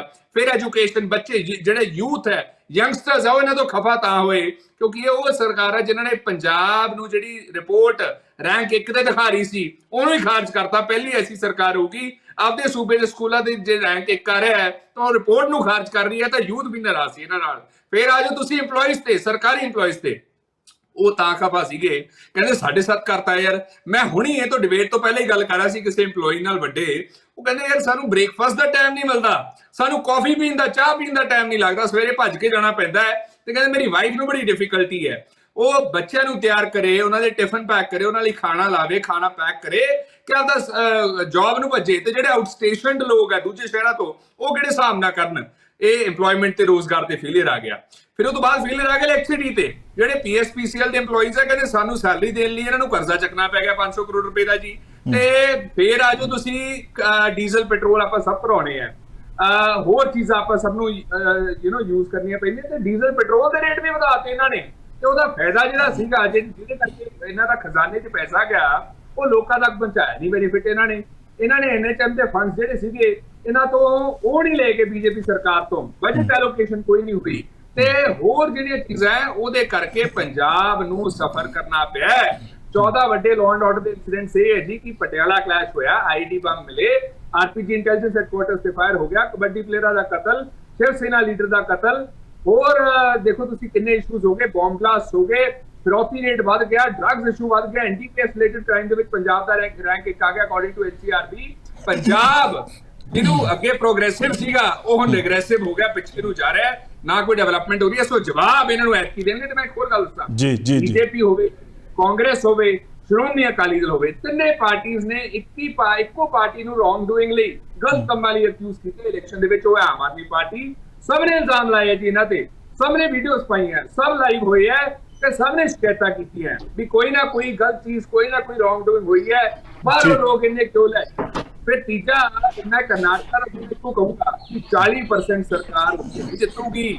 ਜਿਹੜਾ 40% ਕੰਮ ਹੋਇਆ, ਤੇ ਉੱਥੇ ਮੋਦੀ ਸਾਹਿਬ ਨੇ ਇੱਕ ਰੈਲੀ ਵੀ ਕੀਤੀ ਸੀ ਧਾਲੀਵਾਲ ਸਾਹਿਬ, ਤੇ ਬੜਾ ਕਹਿੰਦੇ ਹੁੰਦੇ ਨਾ ਮੋਦੀ ਫੈਕਟਰ ਹੈ, BJP ਕੈਂਪੇਨ ਬਹੁਤ ਵਧੀਆ ਕਰਦੀ ਹੈ, ਮਾਰਕੀਟਿੰਗ ਕਰਦੀ ਹੈ। ਉੱਥੇ ਜਿਨ੍ਹਾਂ ਨੇ ਰੈਲੀ ਅਟੈਂਡ ਕੀਤੀ ਸੀ ਬਾਅਦ ਚ ਧਰਨਾ ਲਾਇਆ ਤੇ ਕਹਿੰਦੇ ਅਸੀਂ ਸ਼ਿਕਾਇਤ ਕਰਾਵਾਂਗੇ, ਸਾਨੂੰ 500 ਰੁਪਏ ਦਾ ਵਾਅਦਾ ਕੀਤਾ ਸੀਗਾ, 200 ਰੁਪਏ ਦੇ ਕੇ ਇਹਨਾਂ ਨੇ ਤੋੜਤਾ। ਇਹ ਤਾਂ ਹਾਲ ਹੋਇਆ। ਸੋ BJP, ਸ਼੍ਰੋਮਣੀ ਅਕਾਲੀ ਦਲ, ਆਮ ਆਦਮੀ ਪਾਰਟੀ ਆਪਦੀ ਮਨ ਕੀ ਬਾਤ ਕਰਨਾ ਬੰਦ ਕਰੇ, ਲੋਕਾਂ ਦੀ ਮਨ ਕੀ ਬਾਤ ਸੁਣਨਾ ਸ਼ੁਰੂ ਕਰੇ, ਠੀਕ ਹੈ, ਪਤਾ ਲੱਗੂਗਾ ਕੀ।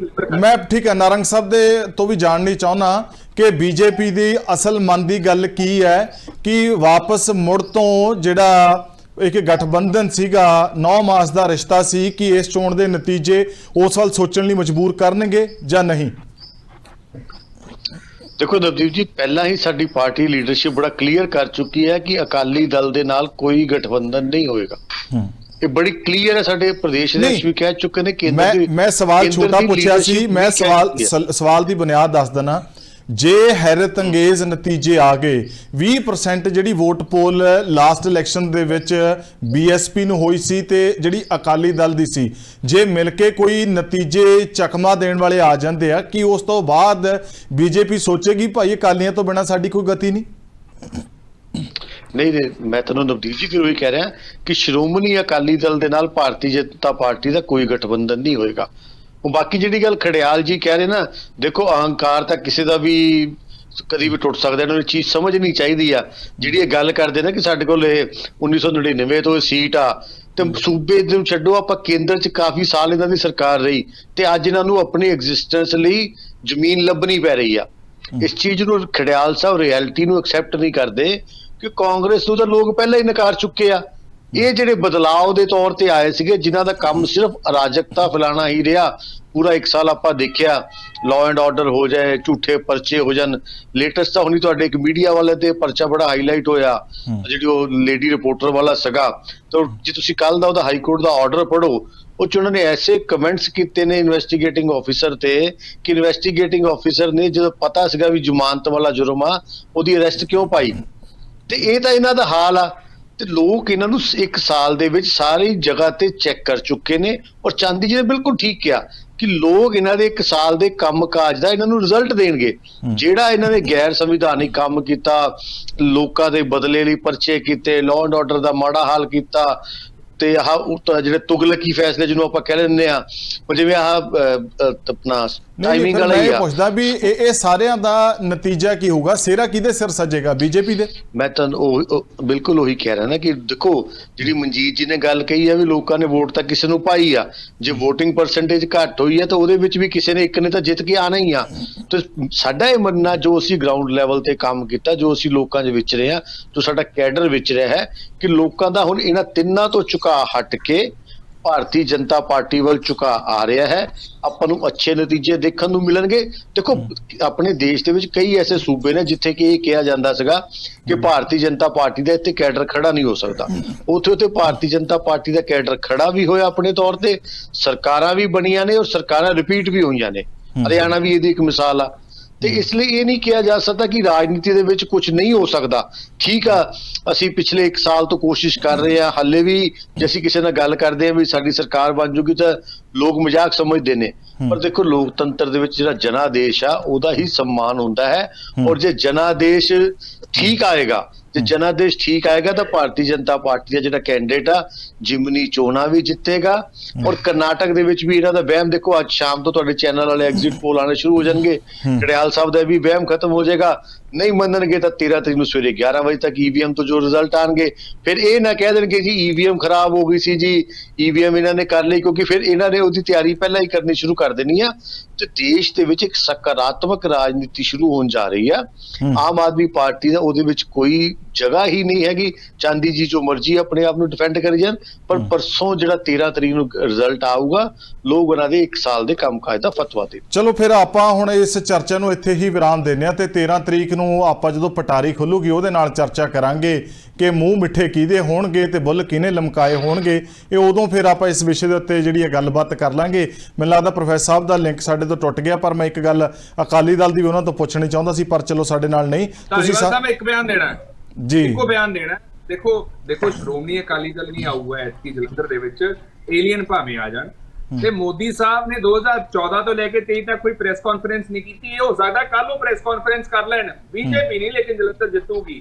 ਤੇ ਜਿੱਥੋਂ ਤੱਕ ਐਗਜ਼ਿਟ ਪੋਲ ਦੀ ਗੱਲ ਕੀਤੀ ਨਾਰੰਗ ਸਾਹਿਬ ਨੇ, ਐਗਜ਼ਿਟ ਪੋਲ ਆ ਗਿਆ ਸਰ, ਤੇ ਜ਼ਿਆਦਾਤਰ ਐਗਜ਼ਿਟ ਪੋਲਸ ਕਾਂਗਰਸ ਪਾਰਟੀ ਨੂੰ ਹੀ ਅੱਗੇ ਦਿਖਾ ਰਹੇ, ਤੇ ਤੁਸੀਂ ਦੇਖੋਗੇ action will speak louder then words. ਚਲੋ ਠੀਕ ਹੈ, ਬਹੁਤ ਹੀ ਚਰਚਾ ਸਾਹਿਬ ਚਲੋ ਖੁਆਬ ਲੈਂਦੇ ਰਹਿਣਾ ਚਾਹੀਦਾ ਰਾਜਨੀਤੀ ਦੇ ਵਿੱਚ। ਖੁਆਬ ਤੇ ਸਭ ਕੁਝ ਚੱਲਦਾ। ਖੁਆਬ ਦੇਖ ਕੇ ਤੁਸੀਂ 2 ਸੀਟਾਂ ਤੋਂ 2 ਟਾਈਮ ਦੀ ਸੱਤਾ ਪਾਰਟੀ ਬਣੇ ਹੋ। ਠੀਕ ਹੈ। ਆਪਾਂ ਚਰਚਾ ਦੇ ਵਿੱਚ ਬਹੁਤ ਅੱਗੇ ਨਹੀਂ ਜਾਂਦੇ। ਤੁਹਾਡਾ ਸਭ ਦਾ ਧੰਨਵਾਦ। ਸਤਿ ਸ਼੍ਰੀ ਅਕਾਲ। ਦੀ ਸਪੋਕਸਮੈਨ ਡਿਬੇਟ ਦੇ ਵਿੱਚ ਅੱਜ ਦੇ ਲਈ ਇੰਨਾ ਹੀ। ਭਲਕੇ ਕਿਸੇ ਹੋਰ ਵਿਸ਼ੇ ਨਾਲ ਤੁਹਾਡੇ ਰੂਬਰੂ ਹੋਵਾਂਗੇ। ਨਵਜੋਤ ਸਿੰਘ ਢਾਲੀਵਾਲ ਨੂੰ ਦਿਓ ਇਜਾਜ਼ਤ। ਸਤਿ ਸ਼੍ਰੀ ਅਕਾਲ।